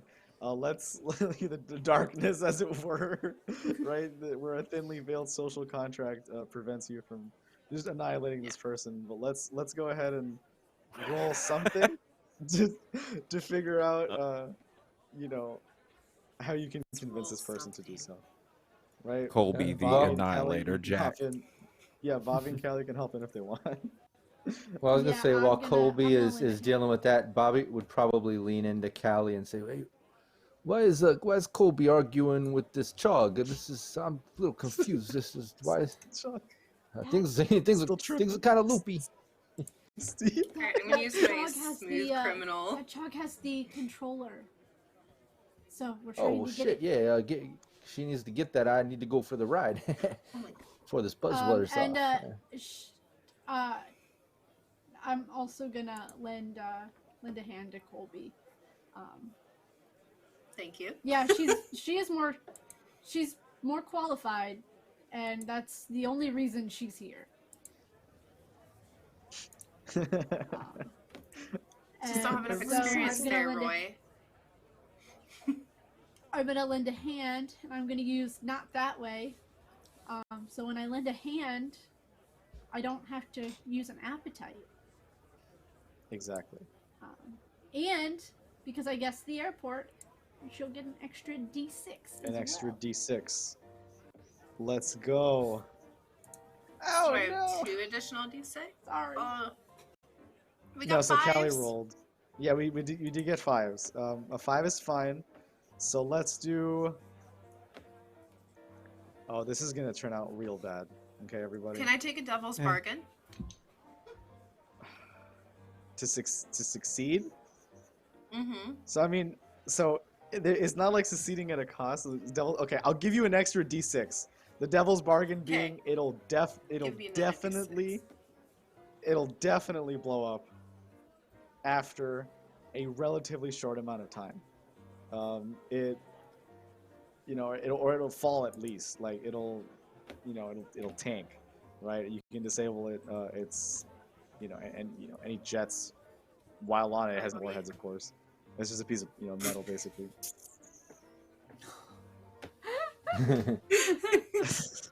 Oh shit. Okay. Okay. So Goodbye, it Bobby. didn't clarify, but this Team was Rocket, a blasting off again. risky this was a risky roll, risky position, and this would have been great effect, right? Everybody are at 3 out of 4 danger club cogs on the danger clock. So I'm gonna put the last chicken wing on the danger clock, and we are going to that's gonna tick down a catastrophe. Okay.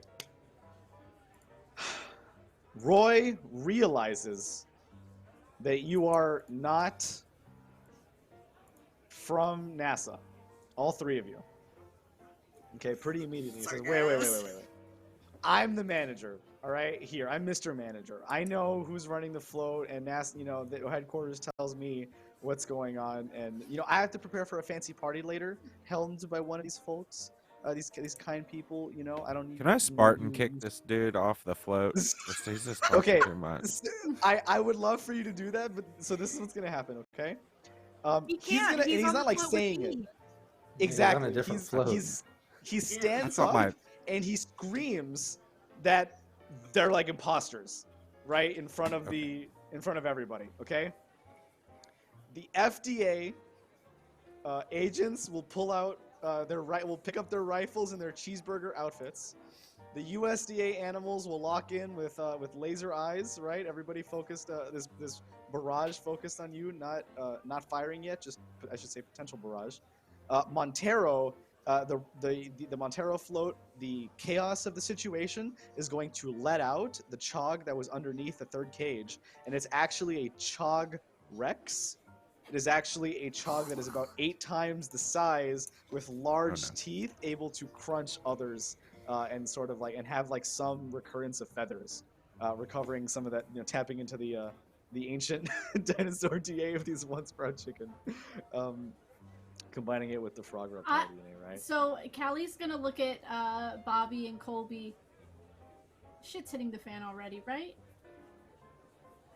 Yeah, anybody else noticing all these frog chugs, tofurkey fucks we're surrounded by all staring at us and shit? So, what is going on?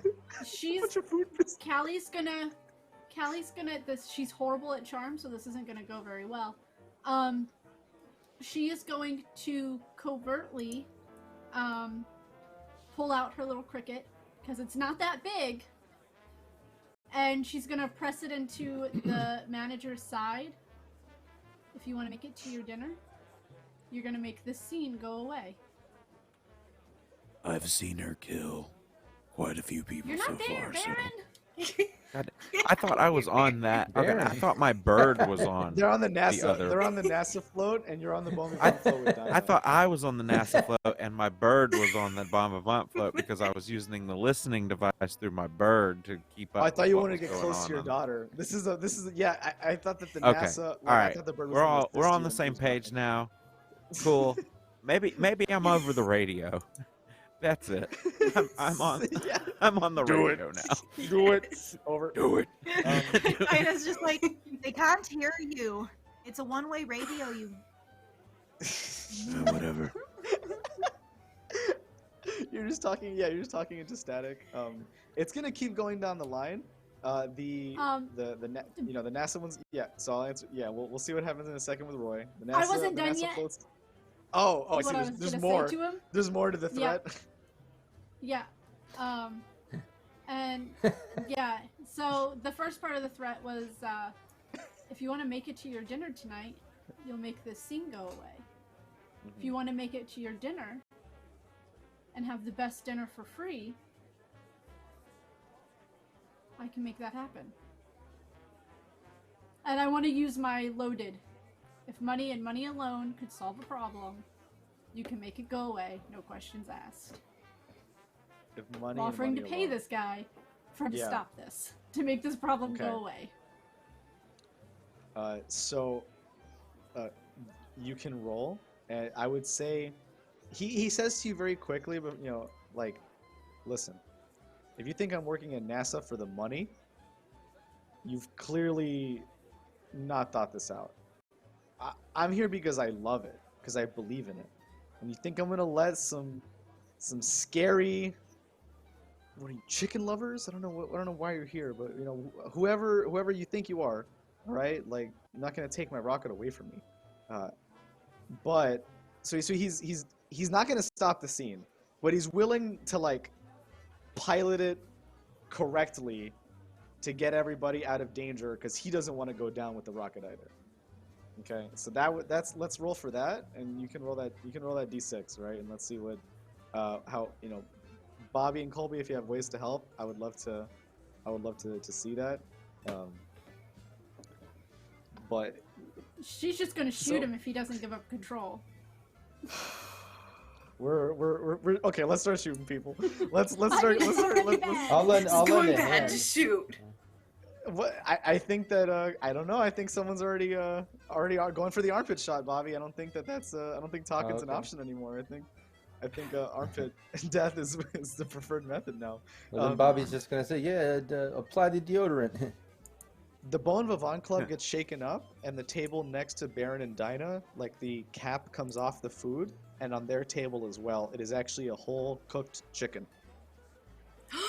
They actually think that they're so above the law that they can prounce around and eat chicken in front of everybody, as a modern version of Such a chow thing to do. Let them eat cake, you know, like random, like just the worst kind of people.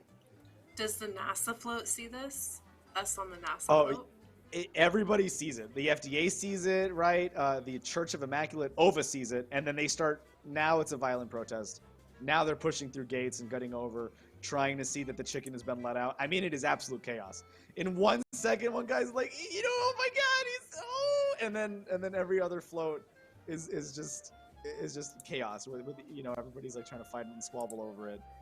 The last float is the EMA and DEFRA, and they just kind of look up from their cubicle floats and pull out like their gun cases underneath the desks, and they have to slowly take it out, file some paperwork to make sure they're doing everything correctly, you know, and then they they arm themselves and get ready as well, right? So we got a bunch of guns, a bunch of drugs, a bunch of protesters, and people were in, and then Calliegh starts to open the barrage with an armpit shot. I got that right? Well, I mean, it's not in his armpit yet. She's just allegedly poking it into his side. She hasn't. Depends shot on the yet. roll, right? Yeah. Okay, so if you wanted if you wanted to roll whatever kind of roll you wanted to do, whatever, you know, whatever. Do you have a trait that you think is associated with it? And then Bobby and Colby, if you'd like to help, how would you like to lend a hand? If at all. I mean, if she's just shooting, I don't think I No, have I'm trying too to many ways to. I'm trying to convince him to give the controller to Colby. I have threatened So just to out shoot of character. him if he doesn't. Yeah, out of character because he like because the convincing of the controller from Colby is what led to the danger clock clocking down. Like this still counts as part of that. So he's just gonna be against giving up the controller. He's willing to do other things, but to give up the rocket, he's not willing to do. Now, can you tell him where to go? I would just yes. Can you convince him to tell everybody that we're not imposters? He was mistaken. Well, I told him to make the scene go away. That's what I told him. Yeah. To make the scene The chicken go has been away. revealed, and there's a Chog Rex on the loose eating people. We can, yes, he can okay. try and like take the, you know, the attention off you guys, but you know that would probably be momentary. I'm sure that after the situation, it would be harder. Yeah.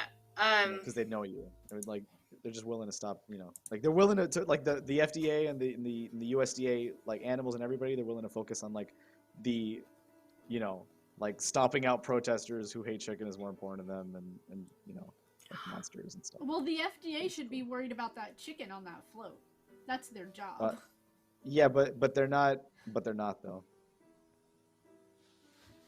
Well, that's how Colby's gonna lend a hand, I guess, is that once she sees that chicken unveiled, she just like points at it and is like, "They have chicken!" And is making sure that the protesters see it too, wants people to know that they are committing this crime. is trying to deter Easy the D6. attention from them to Yeah. to those guys. Yeah.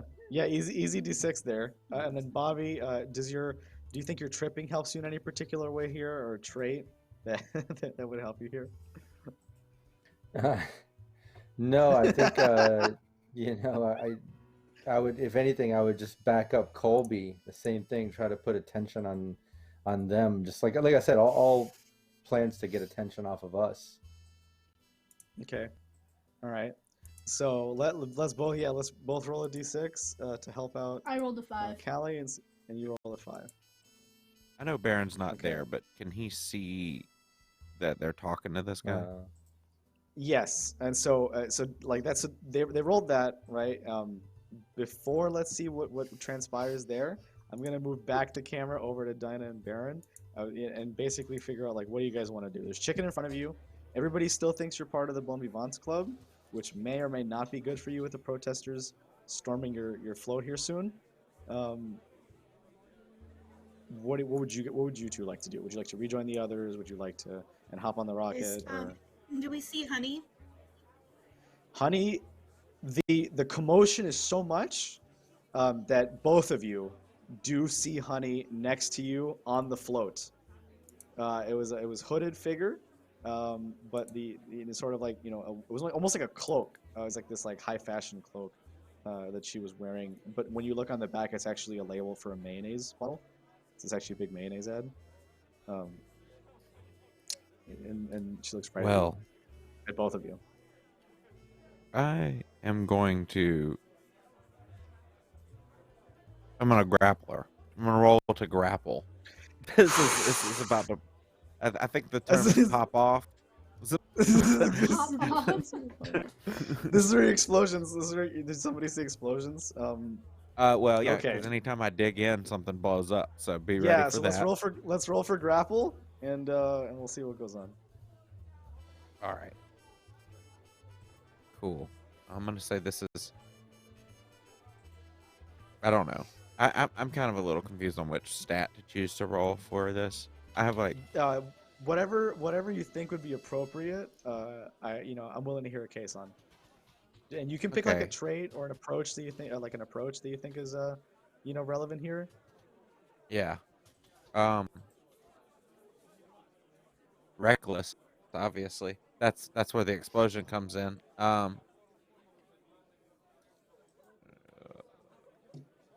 Okay. Also, contingency will help me, in case in case I have to resist any consequences.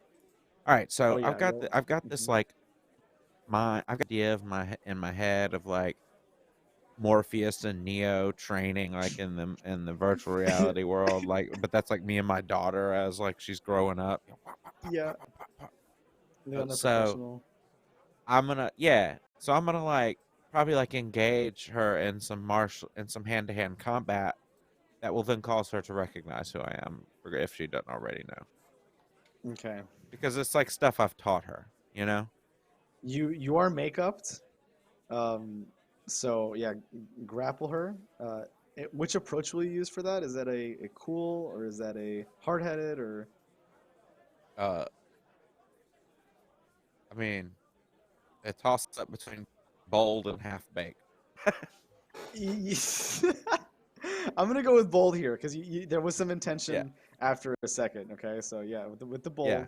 All right, and Yeah, my Dinah, plan is to basically engage in hand-to-hand combat with her in a grappling maneuver. I want to try and basically put her in an arm bar, mhm. both of her arms, like a double arm lock behind her back. And I'm not sure if that's an arm bar or not. I don't know. I'm not a martial artist. Take But take anyway, two appetite. I'm gonna. Huh? No, Two so take appetite. 2 appetite off for that flashback, right? All right. And I'm gonna add an extra detail to that flashback. You never beat Honeyham in a duel. You Oh, never thanks. actually That's won how- a spar. It's Right? it's Honey funny Ham that, is the protege. that Baron is trying to do to his daughter what I did to my brother the last session. Yeah, And exactly. Leland wasn't even there. Yeah, it's- I didn't it's- watch it either, it's- so no. It, No it shame. works out really well. I So forgot to Baron, watch you're it. gonna need help. Dinah, this is your chance to convince Honey, to put down the falsities and What and blows he's up, speak first with of you. all? What blows up? So Do I the need, Chog Rex eats a person, and it gives him indigestion because this person ate ghost peppers and Carolina Reaper peppers are there. okay. So Well then. Chog Rex is going to breathe fire for a little while and start burning down the Montero float, and then releasing a large assortment of Chog into the streets as well. Some of them flying, cool. some of them slithering, some of them poisonous, some of them, like invisible, chameleon Chog, and then so there's all kinds of Chogs on the loose now. And Chog Rex has fire breath for a little while. So that's what explodes. Just because it's because of the things I do are so cool that other cool shit around me has to happen. So Oh that's where show off comes into. Yeah. So okay. All right. So you roll whatever you think is appropriate, and then I'll give you an extra d6 for your usage of the You got approach of the bull approach. And then Dinah, how would you like to assist? right. Well, I want to see what happens. So he failed his grapple. Well, he succeeds, but Mhm. if he does get a 5, and he is able to kind of like get her. I wouldn't say down, but take kind of the advantageous position in this first round. However, Okay. Baron does incur a penalty, like a condition for doing so because of his partial success. This is risky positions. Yeah, risky position standard effect. So the condition that you'll incur here will be impulsive, Baron. Do I get so to roll to resist that? Is that because it says here on yeah. contingency when I dig in during an action roll, I also gain a d6 to resist consequences stemming from that action. Is that? That's exactly what's happening here. So you're a hot shot. You have Okay. a vulnerability to doing, half-baked things. It's built into your playbook, so sure, resist and Yeah. let's see how that goes. This is taken from the veteran playbook actually, and we'll say it's because Wow. my character's older. He's a bit of a veteran, so that's kind of why I went It's true. that You're route. a So rogue he's agent. got a contingencies for things. Got contingencies. Okay, so 2d6 on this resist roll, and you take the higher Okay. of the 2. Okay. A 5. Okay, so you only spend one appetite, for that. Okay, cool. Right, and we're neutral out. So Dinah, Honey is like a little bit bound, still dangerous, and she looks right in your eyes and she says, "Auntie Maple." That's right, dear. What have you gotten yourself into? I wish you left me behind in Munich. You don't know what you're getting yourselves into. I've been around the block once or twice. I think I'll be fine. Oh, really? When's the last time that you stopped the war recently? I'm laughing, but Mama says, well, actually, in South America, I stopped a war. That's not the first time either. Wait. What country were you in? What country were we in when that happened? Yeah, it was Guatemala. Okay. I was in Guatemala. I was able to stop a war by invoking the name of the Golden Chuchi. Yeah, and you would be really says, proud to know that your father helped. Both of you, yes, both of you gotta gang up. So she says to Dinah, "That was you. I can't believe that was you. Holly lost that battle because of you. The USDA was deflected after you took Honeybottom and his ship away. We needed that support. Or at least my bosses did. Oh my God, you stuffed Montero and Central, and like, she's obviously very Right, impressed. and then we had a Please great roll. party with that sweet. Wow. Yeah, please roll 2d6. Normally it would be 1d6 to help, but it's going to be 2 because of the amazing roleplay here, and the fact that she would know you. What approach or quirk or perk would you like to use to assist you in this endeavor? Maybe make this even a little more effective. Saccharin. Zachary, she has to listen to you. The Game Plus effect. And then Great Sweet effect. Pea, Oh, that's great. because she called me Auntie Maple because she knows me. And Well-Aged because I'm like a grandma. And, like, of course she thinks I'm adorable, like an old grandma. So Baron finally won the spar against his daughter he was hoping for. And Dinah appeals to, her complete, like her childhood, her innocence, and her history with you. And you really are the one to give her, the report on what's going on and why she should change, while Baron is doing like the physical aspect of it. So you increased it from standard effect to great effect. This is going to be huge. And you used several approaches, so I'm going to give you an extra d6 as well. So roll 3d6. So 3d6? To assist Baron here. And let's see how well this goes. I don't roll well very could we often, say so that- let's see. None of us are rolling very well. Could we say that Baron is just like at this point kind of sobbing and like she doesn't really know what to say because he hasn't talked to his daughter in so long? He's been like such a shitty dad, like these past we'll say 8 years or something. She thinks it's you, but she still can't be fully sure. If you make a free action the next time you speak to her to rip off the makeup, then we can do that. Okay. The mama? Yeah, I'll wait. So with Maple, it did not work. Like basically your roll will just take like the 5 that Baron did. Okay, and it's still like a partial success. Dinah, you incur a condition as well. Let's say you incur cocky. Okay, like it works, but you're so overconfident about your experience and your age that it's like a little difficult for you to keep doing that. As What it, condition gets a did little harder. Cocky take over? Oh, and that I'm pretty sure that would be. Oh, let me check my sheets here. I have Oh, that would be manipulative, insecure. ruthless, impulsive, insecure. It would be insecure. So it'd be rolls affecting your training. It's a -1 to rolls affecting your training. Oh, Might as well well, I start. don't have anything in training, so What's it? Yeah, nice. That's great. That works out great. Okay, so we're about to switch back before we get to the beautiful discussion between Baron and her daughter. Although I just want, so Dinah, it does work, okay? And Honey Hamm is amenable to you and Baron.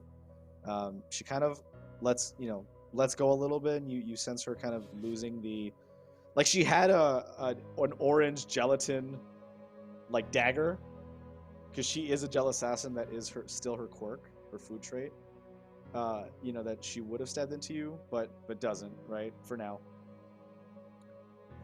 Kind of lets it go, and so it's gonna, you can speak with her.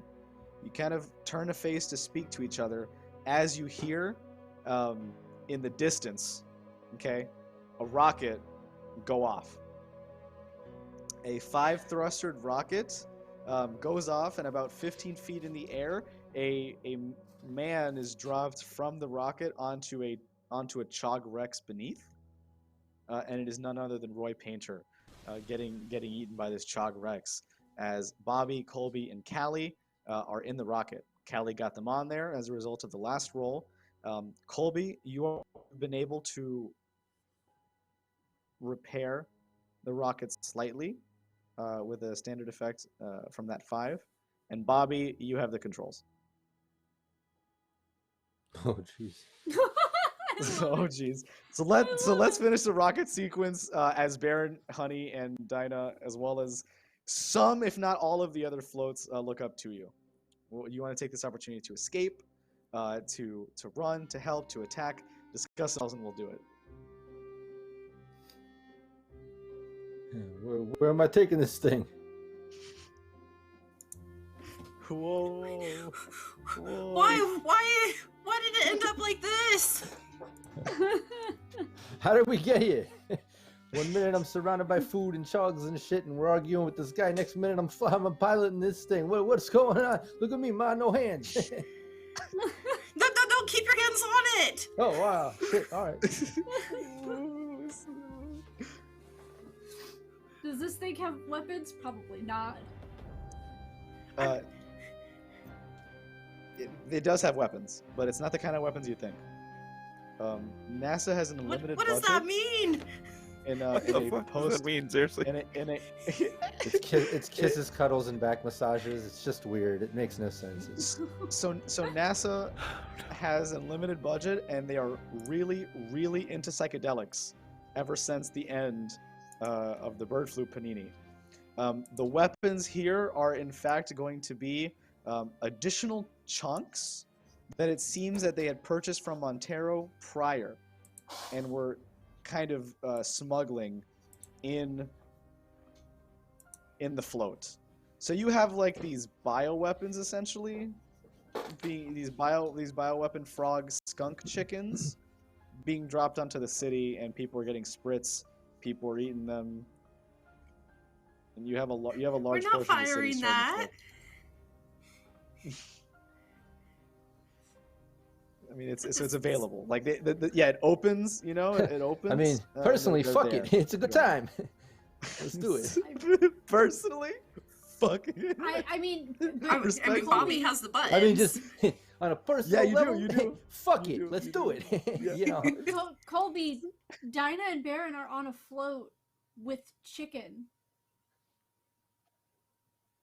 That means that they're going to be targeted. Yeah, and it's a good time. Here's some free drugs. You know. We need to make a distraction so that they can be safe. The chunks would help, for sure. Because it's not something you have to roll for. You just have to decide to press the button or not. So I just wanted to tell you out of character, not what it would do. As the rocket goes up, it literally, like, gunfire between the different floats start exchanging. The bon vivant, you know, the guards guarding the bon vivant, you know, the EMA and the DEFRA start shooting at the FDA. The USDA starts firing back. Right, some are initially instantly vaporized by the animals. Chogrex keeps eating people. I mean, and the protesters are going to swarm the table. How about this? How about this? We let loose all of the psychedelics. Mm-hmm. Figure out how to program the rocket to fire into Montero's float. We jump off and save Dinah and Baron. We jump off. We jump. I don't like Kelly, this Batman plan. do you realize how high we are right now? Maybe. Well, I mean, you know, what goes Bobby, up must stop come doing down, right? flips. Look what I can do. I mean, if we can go up, we can go down. We don't have to be this high the whole time. I mean, Bobby might be this high the whole time. Yeah, speak for yourself. I've been high the whole time. You can believe that. What do you think's in that vape pen? Oh man. Okay. I say we drop the drugs on everybody except for the Dinah and Baron, and try to scoop them up. I'm definitely not jumping off this thing. Hello? Is this thing on? Does that have a... okay. Drop the psychedelics. Boop. Push the button, Bobby. Drop the psychedelics everywhere, but where Dinah Pulls the lever. Yeah, pull the lever. Yeah. I picture whatever shape the rocket is in a shape of some weird deformed chicken. You pull the lever and it just kind of shits all these psychedelic chogs or whatever. And the goal here is to avoid the bon vivant table specifically, right, and try to keep the chunks off them. Why do we even have that? Why is this even here? So in the meantime, Bobby, let's do a roll for me. And this is going to be desperate position, great effect. Okay, and this will be you flying around with the rocket, and what you see while tripping. You will have a minus -1 to the roll.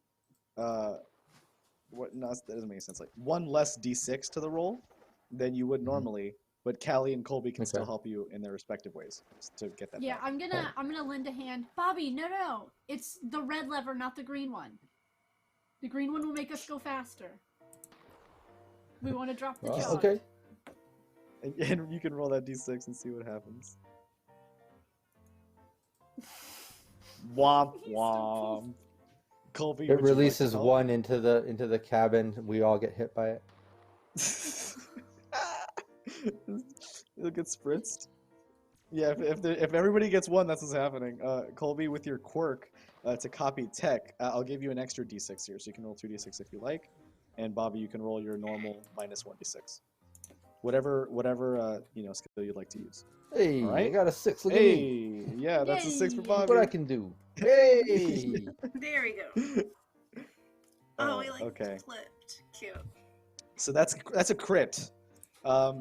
Not only are you able to expertly dodge them, Bobby, please describe your drug-fueled rocket trip as you describe how you land successfully with that crit that you got.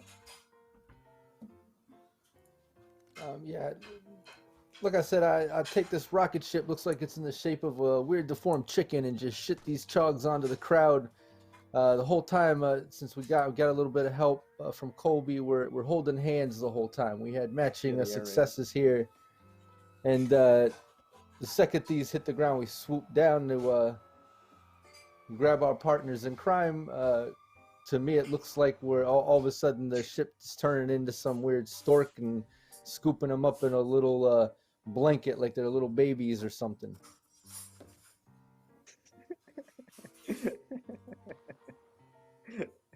Where would you like to land? Would you like to land near them, or would you like to land somewhere completely away from the conflict?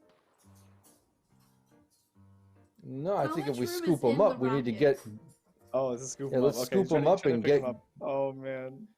Okay. Yeah, I just want to all scoop right. them up and then get away from the. Okay. And I imagine, Baron? just out of character, I imagine, while we're scooping them up, they still have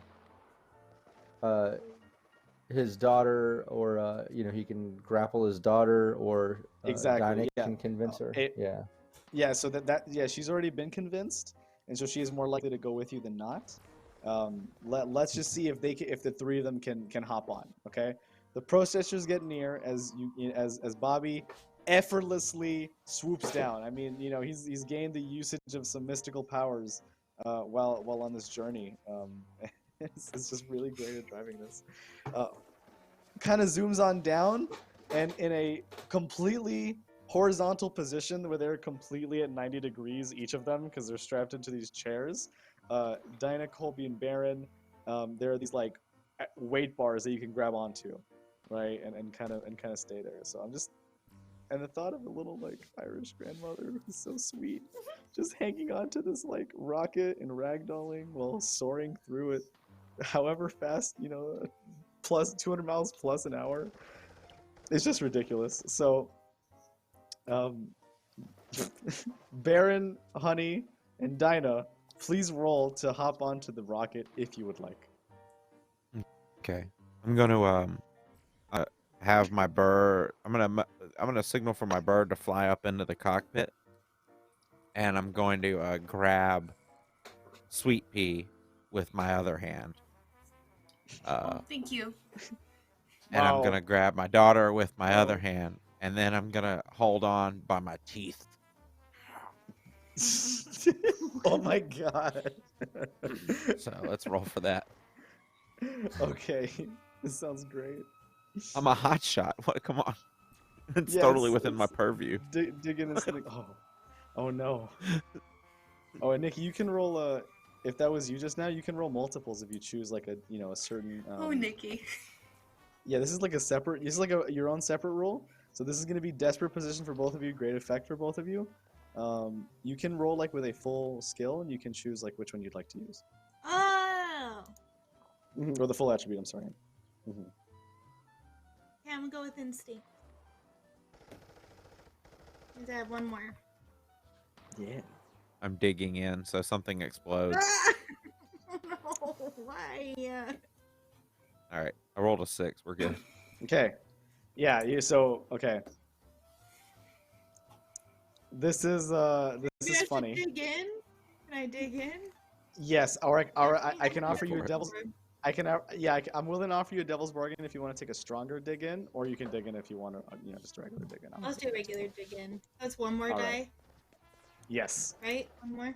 Yes. Mm-hmm. Y'all, if this is a bad number, I'm gonna be so mad. I mean, it's not terrible. No, it's not the worst.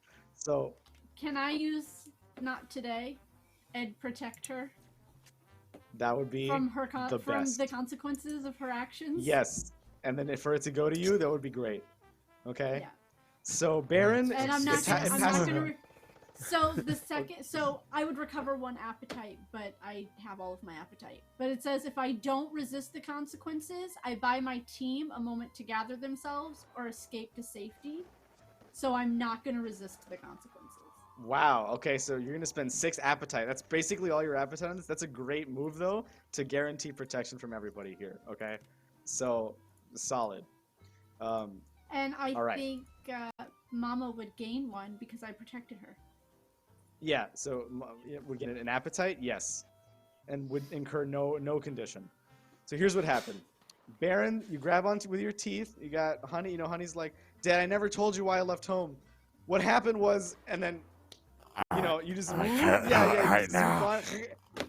nom to this this bar, and you go swooping off, as like there's a little chain of like honey ham, sweet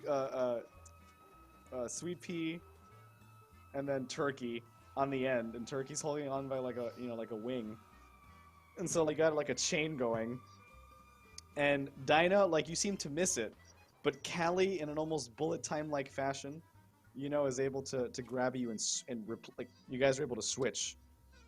And Calliegh grabs onto the bar, and Dinah, you're in one of the seats. And this all happens super quickly. She has a move to protect others. I have a move for others to protect me. So what were the different effects at first? So mine was, if they protect me, they gain a 1d6 to resist any consequences. Oh, that would be useful. Like, if she had to take any conditions, then she wouldn't have to. Well, because that would improve Callie's roll, but Calliegh is electing not to do a resist roll in exchange for a guaranteed safety for the party. Yeah. In that case, she also earned 1 XP. If she declines to roll against it, she earns an XP based on my roll. That's so good. Okay. What? That's amazing. How would you like to physicalize this XP that you're giving her in bullet time, please? Like, what represents the XP that you're giving her? Is it advice? Is it candy? So Calliegh took a mountain rescue course. And so she's using some of the things that she learned, and that experience always gives you practice. Practice makes better. I don't say practice makes perfect. Yeah, practice makes better. Practice makes better. That's so sweet. Yeah, you pop up a candy, and Calliegh gets an XP. All right, everybody gets on the rocket just as the protesters swarm the Bon Vivant float. And the Chog Rex collides with the protesters. Can't really see who's winning or not. Some are fighting the protesters. Some are shooting the Chog Rex, and trying to stop it from eating anybody else. It's an absolute bloodbath. I mean, this is the worst possible scenario for literally everyone else except yourselves, right? For yourselves, it's pretty great. The way that it's turned out so far. Calliegh, you get to determine where they go to safely. Since Bobby saved and Bobby's still driving, you get to tell Bobby where to go. Where would you like to go to collect your thoughts? Probably outside of the city, so probably somewhere in the countryside. Okay. Kind of low key. You head about an hour west in that case, and you're able to, start reaching some less residential areas, like more countryside type roads, right? And you're able to kind of hide or rather you're able to land it and discuss amongst yourselves. Now, I don't want to do Mr. Smith's sub any dirty here, so the moment everybody hops off the rocket, that thing is gonna blow up. As to not be used later, right? So everybody lands, rocket explodes, but everybody's safe. and we have honey ham. What do we say to each other after such a ridiculous experience? I would like to. So basically, I had like her hands behind her back, like cop style, pretty much, like just sort of grappled with my arm around like her stomach while we were in the air. So I just set her down, and then like undo the cuffs or whatever I had bound her hands with or whatever. And Thanks, Dad. I wasn't gonna run. And then I hand her a bag of those, and then I open up my own. Eat a couple of those, and then we'll talk. No. You don't know what they have here. And she pulls out a bag of Doritos, Cool Ranch, double flavor. These are like the flavor blasted ones. They're like deep fried in like the Cool Ranch. And she's like, I don't know if they have these back home, but we'll trade. So okay? the bag I'm holding, I just comically throw it behind me, but because they're like weapons, they just all like stick into the. It's like a bunch of like shurikens, just like sticking into the wall and ground. That's really why the rocket They just exploded. Bobby just catches them. He's just like, oh shit, okay, yeah. In one of them nicks you, but you're like, but they still taste pretty good. Man, what? Good. I love how you still have the Doritos bag. And you throw them. Yeah, do you accept your daughter's Dorito offering?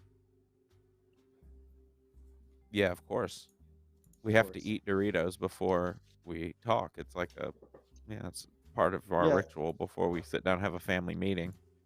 You guys do the arm twisting where you like feed each other like a Dorito, and it's just like very welcome Viking to the family. like.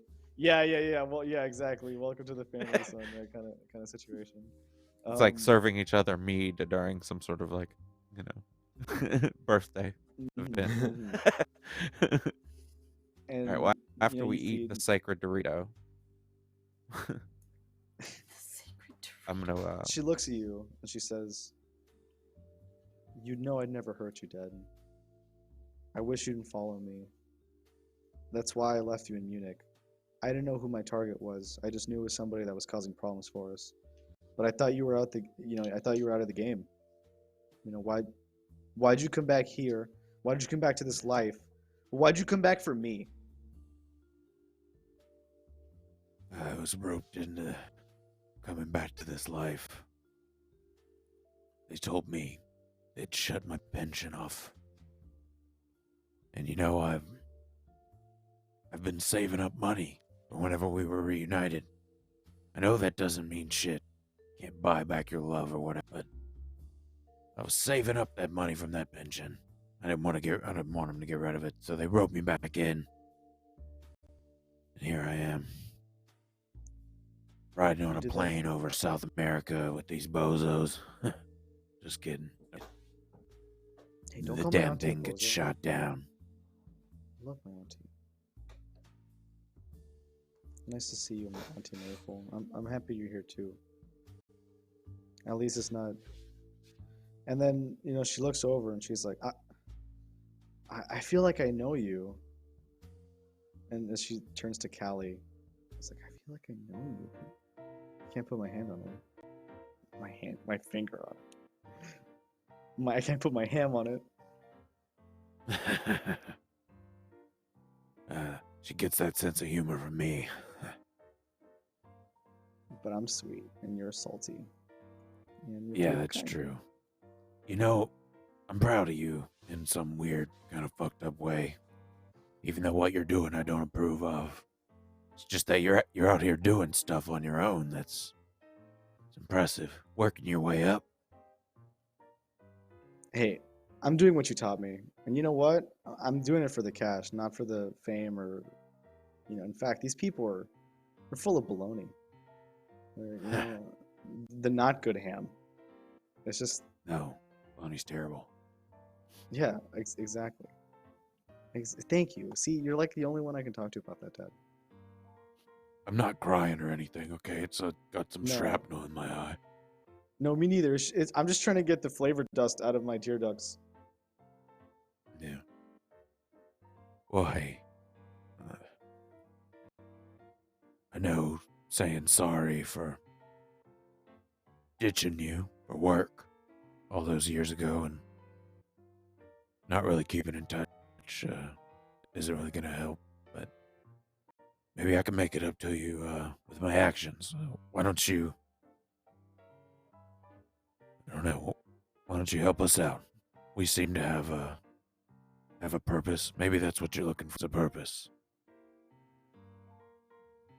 Yeah. You know, just as she always has, Mama Mabel could set us straight, get us on the right path to help not only mend our relationship, but our reputations. I just didn't think I'd ever see you guys again. And before I saw you, I didn't think anybody could stop what's been set in motion that I've been seeing. But after what you guys just pulled, if anyone can stop it, it's my dad and my aunt.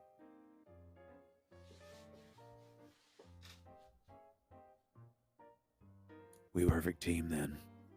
If you know things that we need to know, we can help make it happen. Oh. We need to go back to Paris.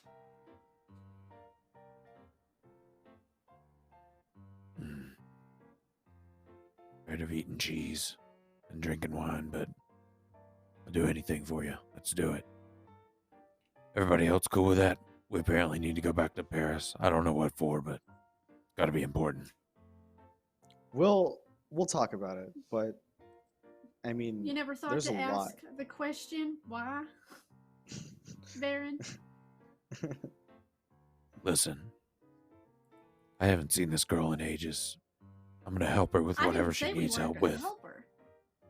I didn't say Alright. we weren't gonna help her, but you can still ask why. What's in Paris? Why do we need to go Yeah. back? Come on, Who give us are some you? info. Honey turns to Calliegh. I feel like I know you. She, out of her petticoat, she pulls her hat that she stuffed up there, so nobody would recognize her, and puts it on. Oh. Oh my god, my other aunt. Calliegh, is that really you? Who else do you think can keep your dad in line other than Mama? All three of you?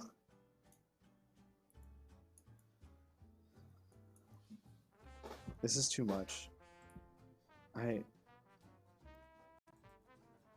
My family came back. We've all been separated for so long, fighting different battles, and here I hear that you guys have been together, conquering different parts, doing what you like, and I'm not in on it? Come on. You can't count me out of the fun. I was doing it for cash, but you look pretty well off yourself. I think we can, I think I can, still keep making cash, but we gotta stop what's going on. We gotta go back to Paris. The whole reason I was on the Bon Vivant float is because there was a fancy dinner party hosted by them later on that night. Seems that Montero, the EMA, the FDA, everybody's in on it. Even NASA. There's some kind of meal, some deal going on. Some meal deal.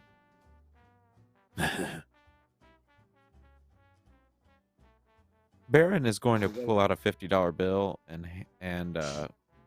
let's say that Colby is closer.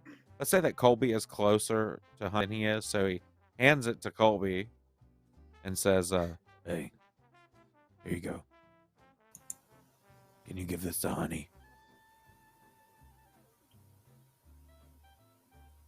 No. She pockets it. She's. Yeah. If you have another one, I'll give it to her. This will be Give my me your lunch money, processing kid. fee. Give me your lunch. All right. Hustling me, I see. and he pulls out another $50 bill. American. What? It's just more 50. Stacks. He's retired. This is true. Retired people are rich. It's true. So, It's true. top 10 minutes. Let's go. Okay. So She will also pocket this other $50 bill. He's looked away. He's looked away at something else by this point, so he doesn't even know. I know. I trust you. I trust you. Colby's like, yeah, I guess. This made $100. Oh, it's so funny. Oh, it's so funny. Okay.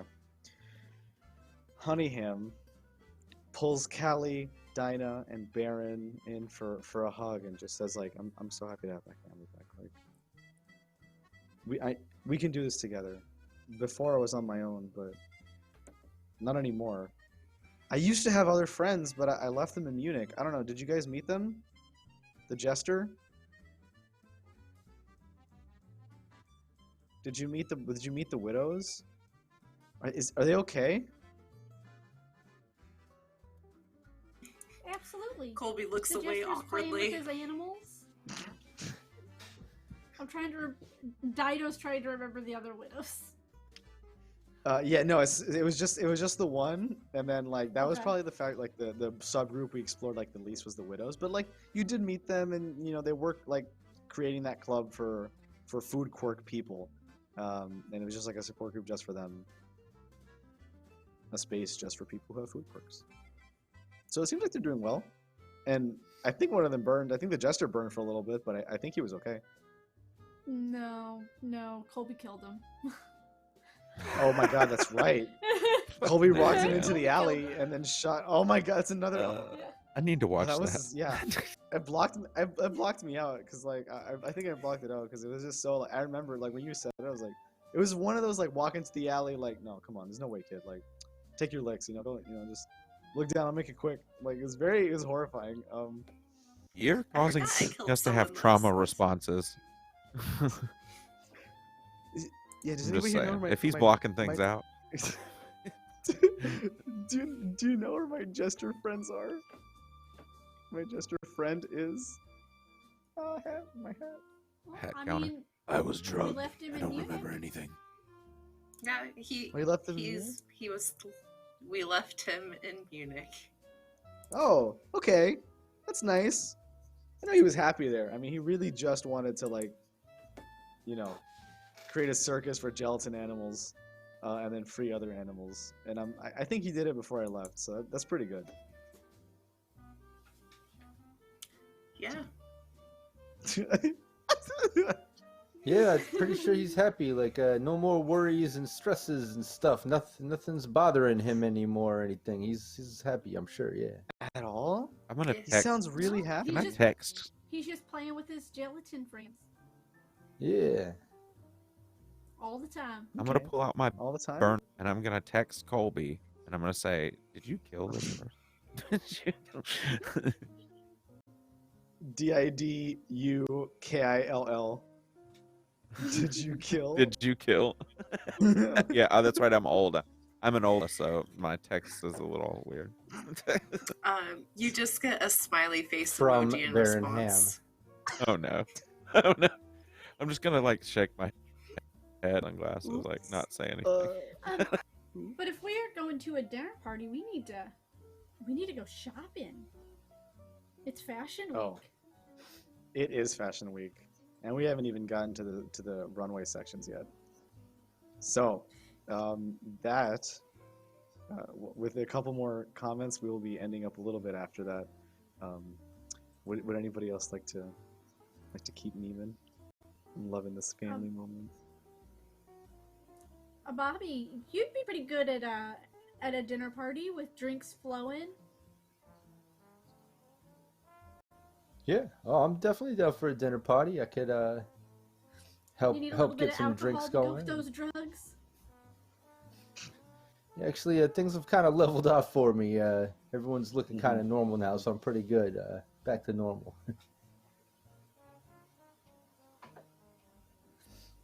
Oh, did we just leave almost half of Paris in a drug-induced frenzy? Yes, we did. Doesn't seem to last that long, so we're good.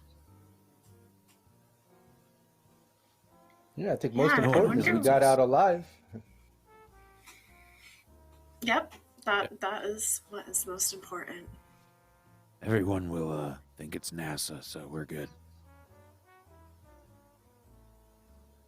Will they? It is true that the cameras did capture people in NASA outfits in a NASA ship dropping Yeah. Montero property on an active riot zone.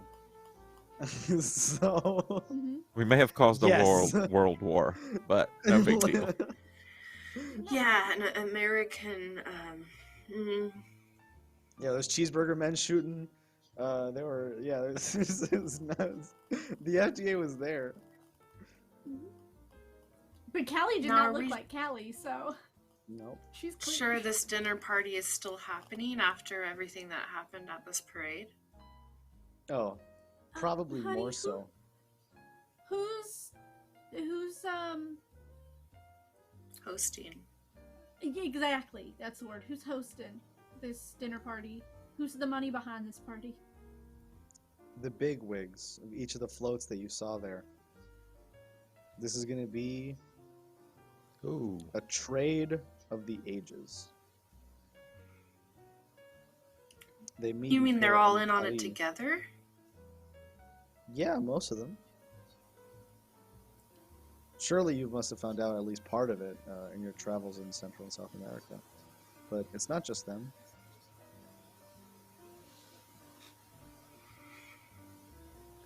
Sounds like we'll be going to this dinner party. It does. We get Yeah, to get corruption dressed up. I get Yeah, to fancy change my dress up. look. Food outfits, runways. We got the Maybe whole- we got the whole Montero thing will here. be there. Oh, She Montero kind will of be pats there. Where she kind of pats where she keeps her cricket. I keep that thing on me. Yeah, it's always, literally, every time something goes south, you're like, listen up, see? Like, you literally just, like, jam it in people's sides, and you're like, listen, all right? Tell me to back off, okay? So good. Okay. So, Baron successfully saved his daughter in today's session, and Putty has been, and Putty, like, I want to say burns, but Putty trips in exchange. And that's gonna be the trade-off as Chunk roam around, and a dinner party will happen the next time that we come back on Shu next Friday.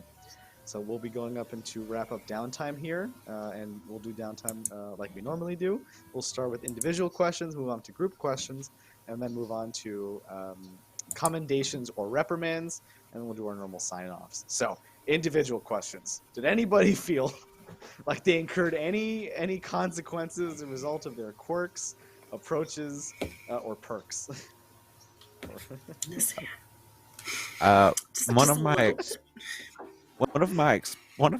My show off thing blew up and a bunch of mutant creatures were released, so I'm gonna say yes for myself as well.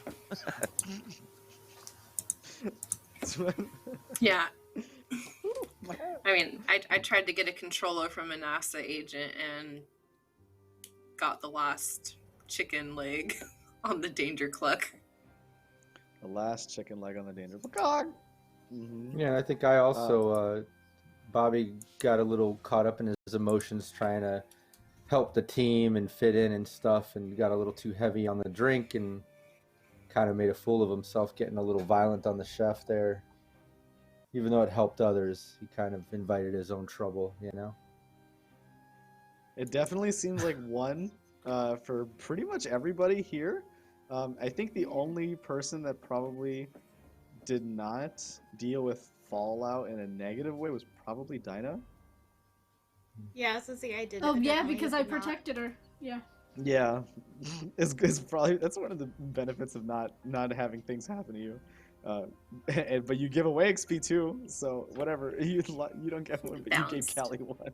Yeah, it's super. You passed it out. That's great. And however, though, now for the second individual question, and this is multiple XP points. If wow, thank you so much, Maple. Aw. Sorry, it was just too sweet. So I had to look at it for a second.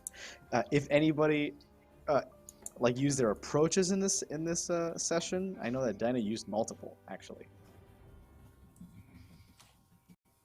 Yep. So I get one per doing approach that? use. Yeah, per approach. So two? you get well aged. Yeah, you get well aged and sweet pea. Okay, cool. Anybody else? I used bold I just one time. One for you. I used my quirk, but not an approach. Yeah, I definitely Bobby? think like bold and half baked. Oh, sorry. Yeah, I only I don't think I joking. did. I used my quirk. quirk. I don't think I used any An approach? approaches really. Yeah.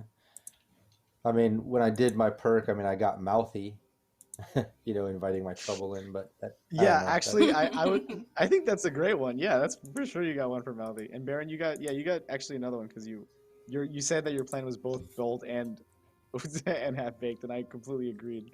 So that's definitely two Okay. for you. Okay. And Colby, any approach? Oh, I also said bold and half baked. I think Baron and I have the same approaches pretty much. Bold and half baked. Oh man. Okay. And now we're moving on to group questions. Yeah, so that's two for you as well. Let's see. So group questions, and this is probably a fun one. Did anybody advance a conspiracy or resolve an investigation of any kind?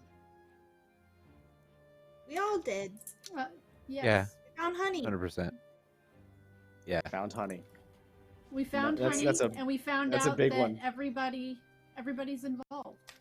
There's going to be a dinner party, and there's going to be some kind of a trade, and it has something to do with whatever we are finding out in South America.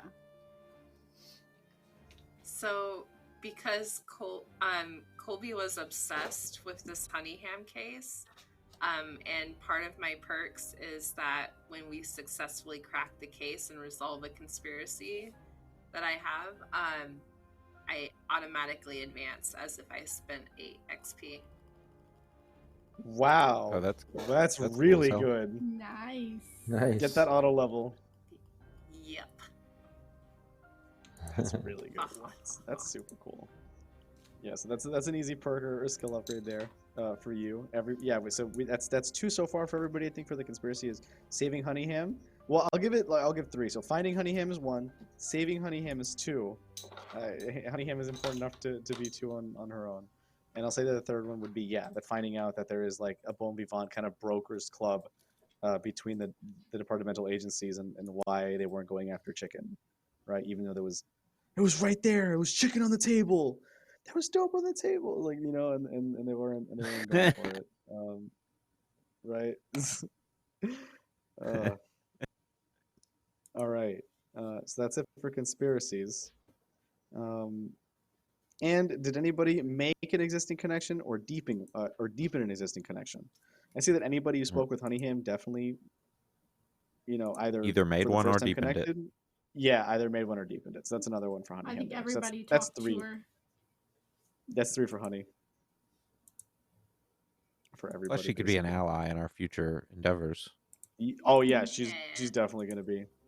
She's a jealous assassin, like We Father recruited likes- 3 pets and my kid.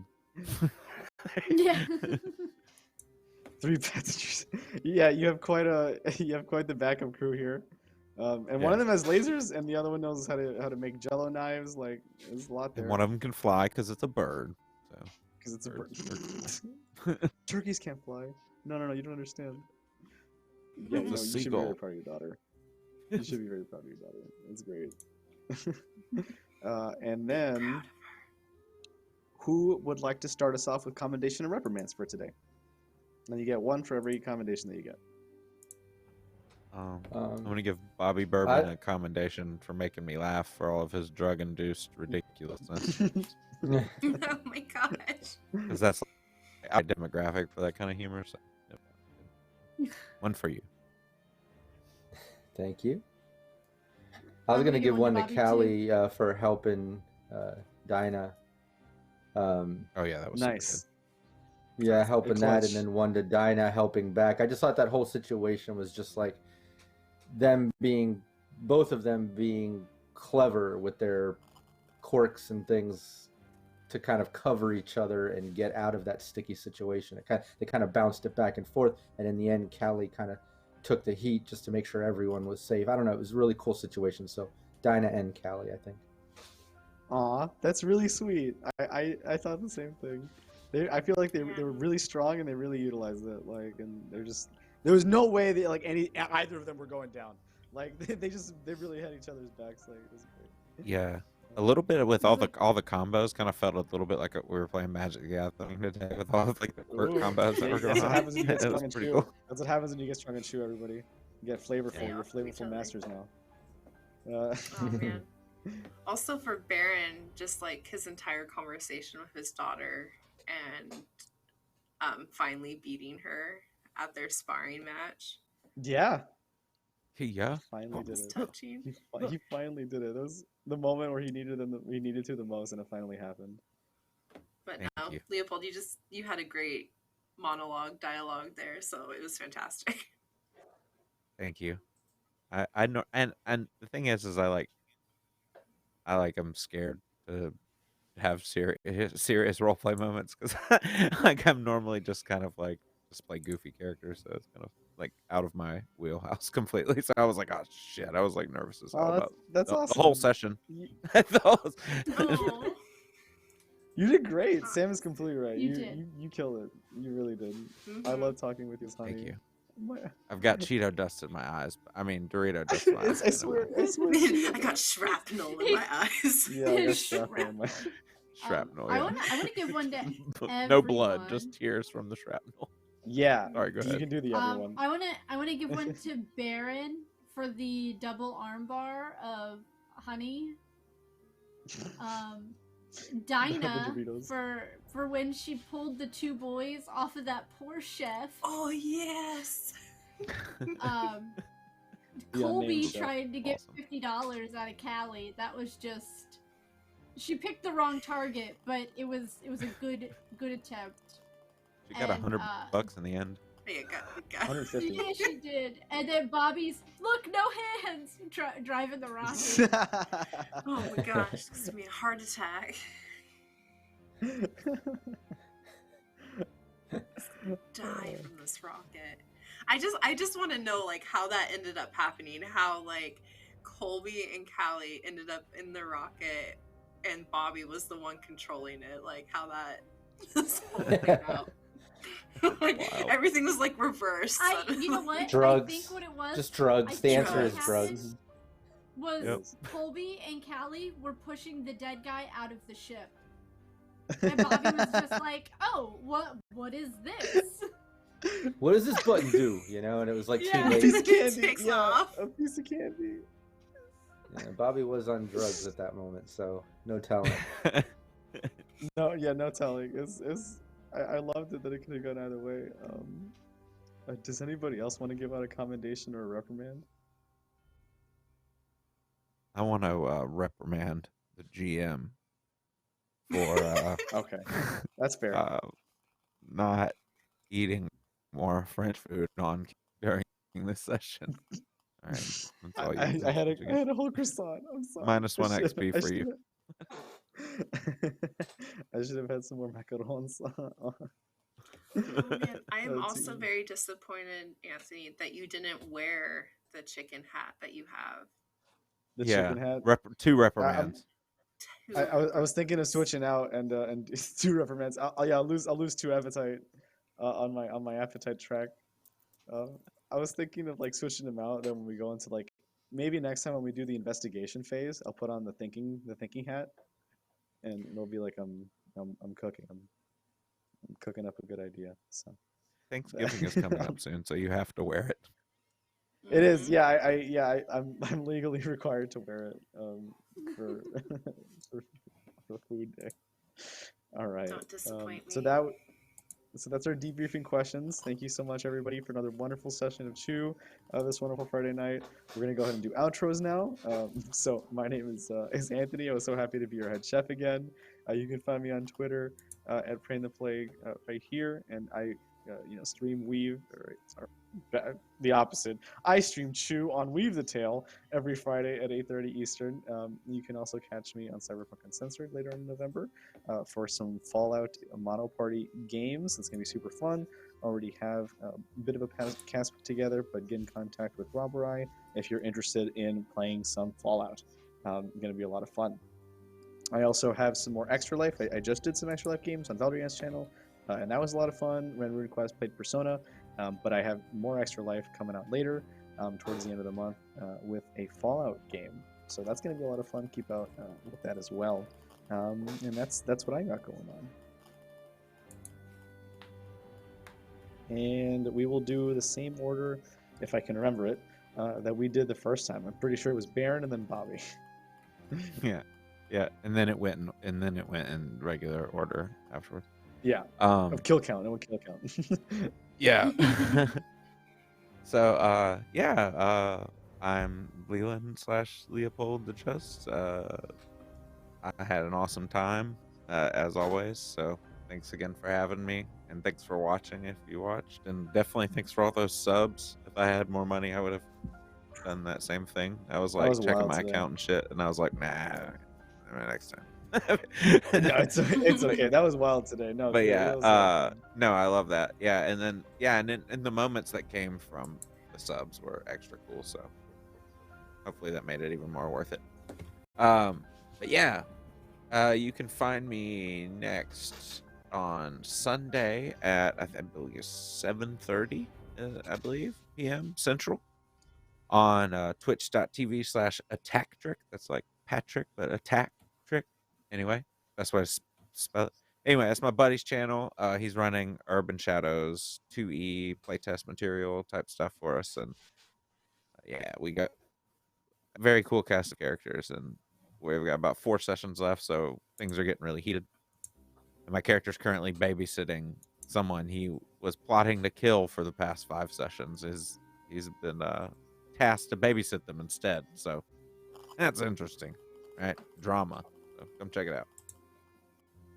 Sounds like classic Urban Shadows. Oh yeah, and on Wednesday back on this channel. Wednesday I'm gonna be back on this channel fighting against other people in Black Void, so come check that out too. Oh yeah, check us out on Wednesday too, everyone, for our Black Void Coliseum Arena battle. Leland's gonna be a player, and I'm gonna be in makeup again and my Dragon Priestess dress as I narrate another wonderful Coliseum session. So keep an eye out for that. And then back to Bobby. Thanks.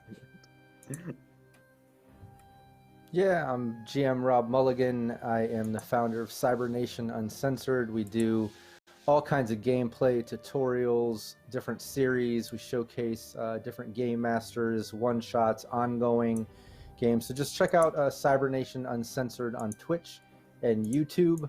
And then from there, you should be able to find links to all our other social media and community assets and all kinds of stuff that we have going on. Lots of free stuff, lots of really cool resources, and cool gameplay as well. Check it out, everybody. All right, and now in order of kill count once again, Colby Jack played with a wonderful Sam.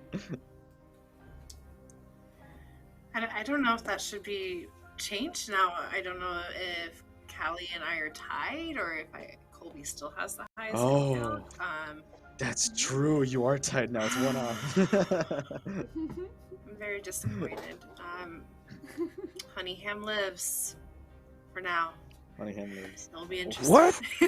Whoa! Whoa! Back off. What?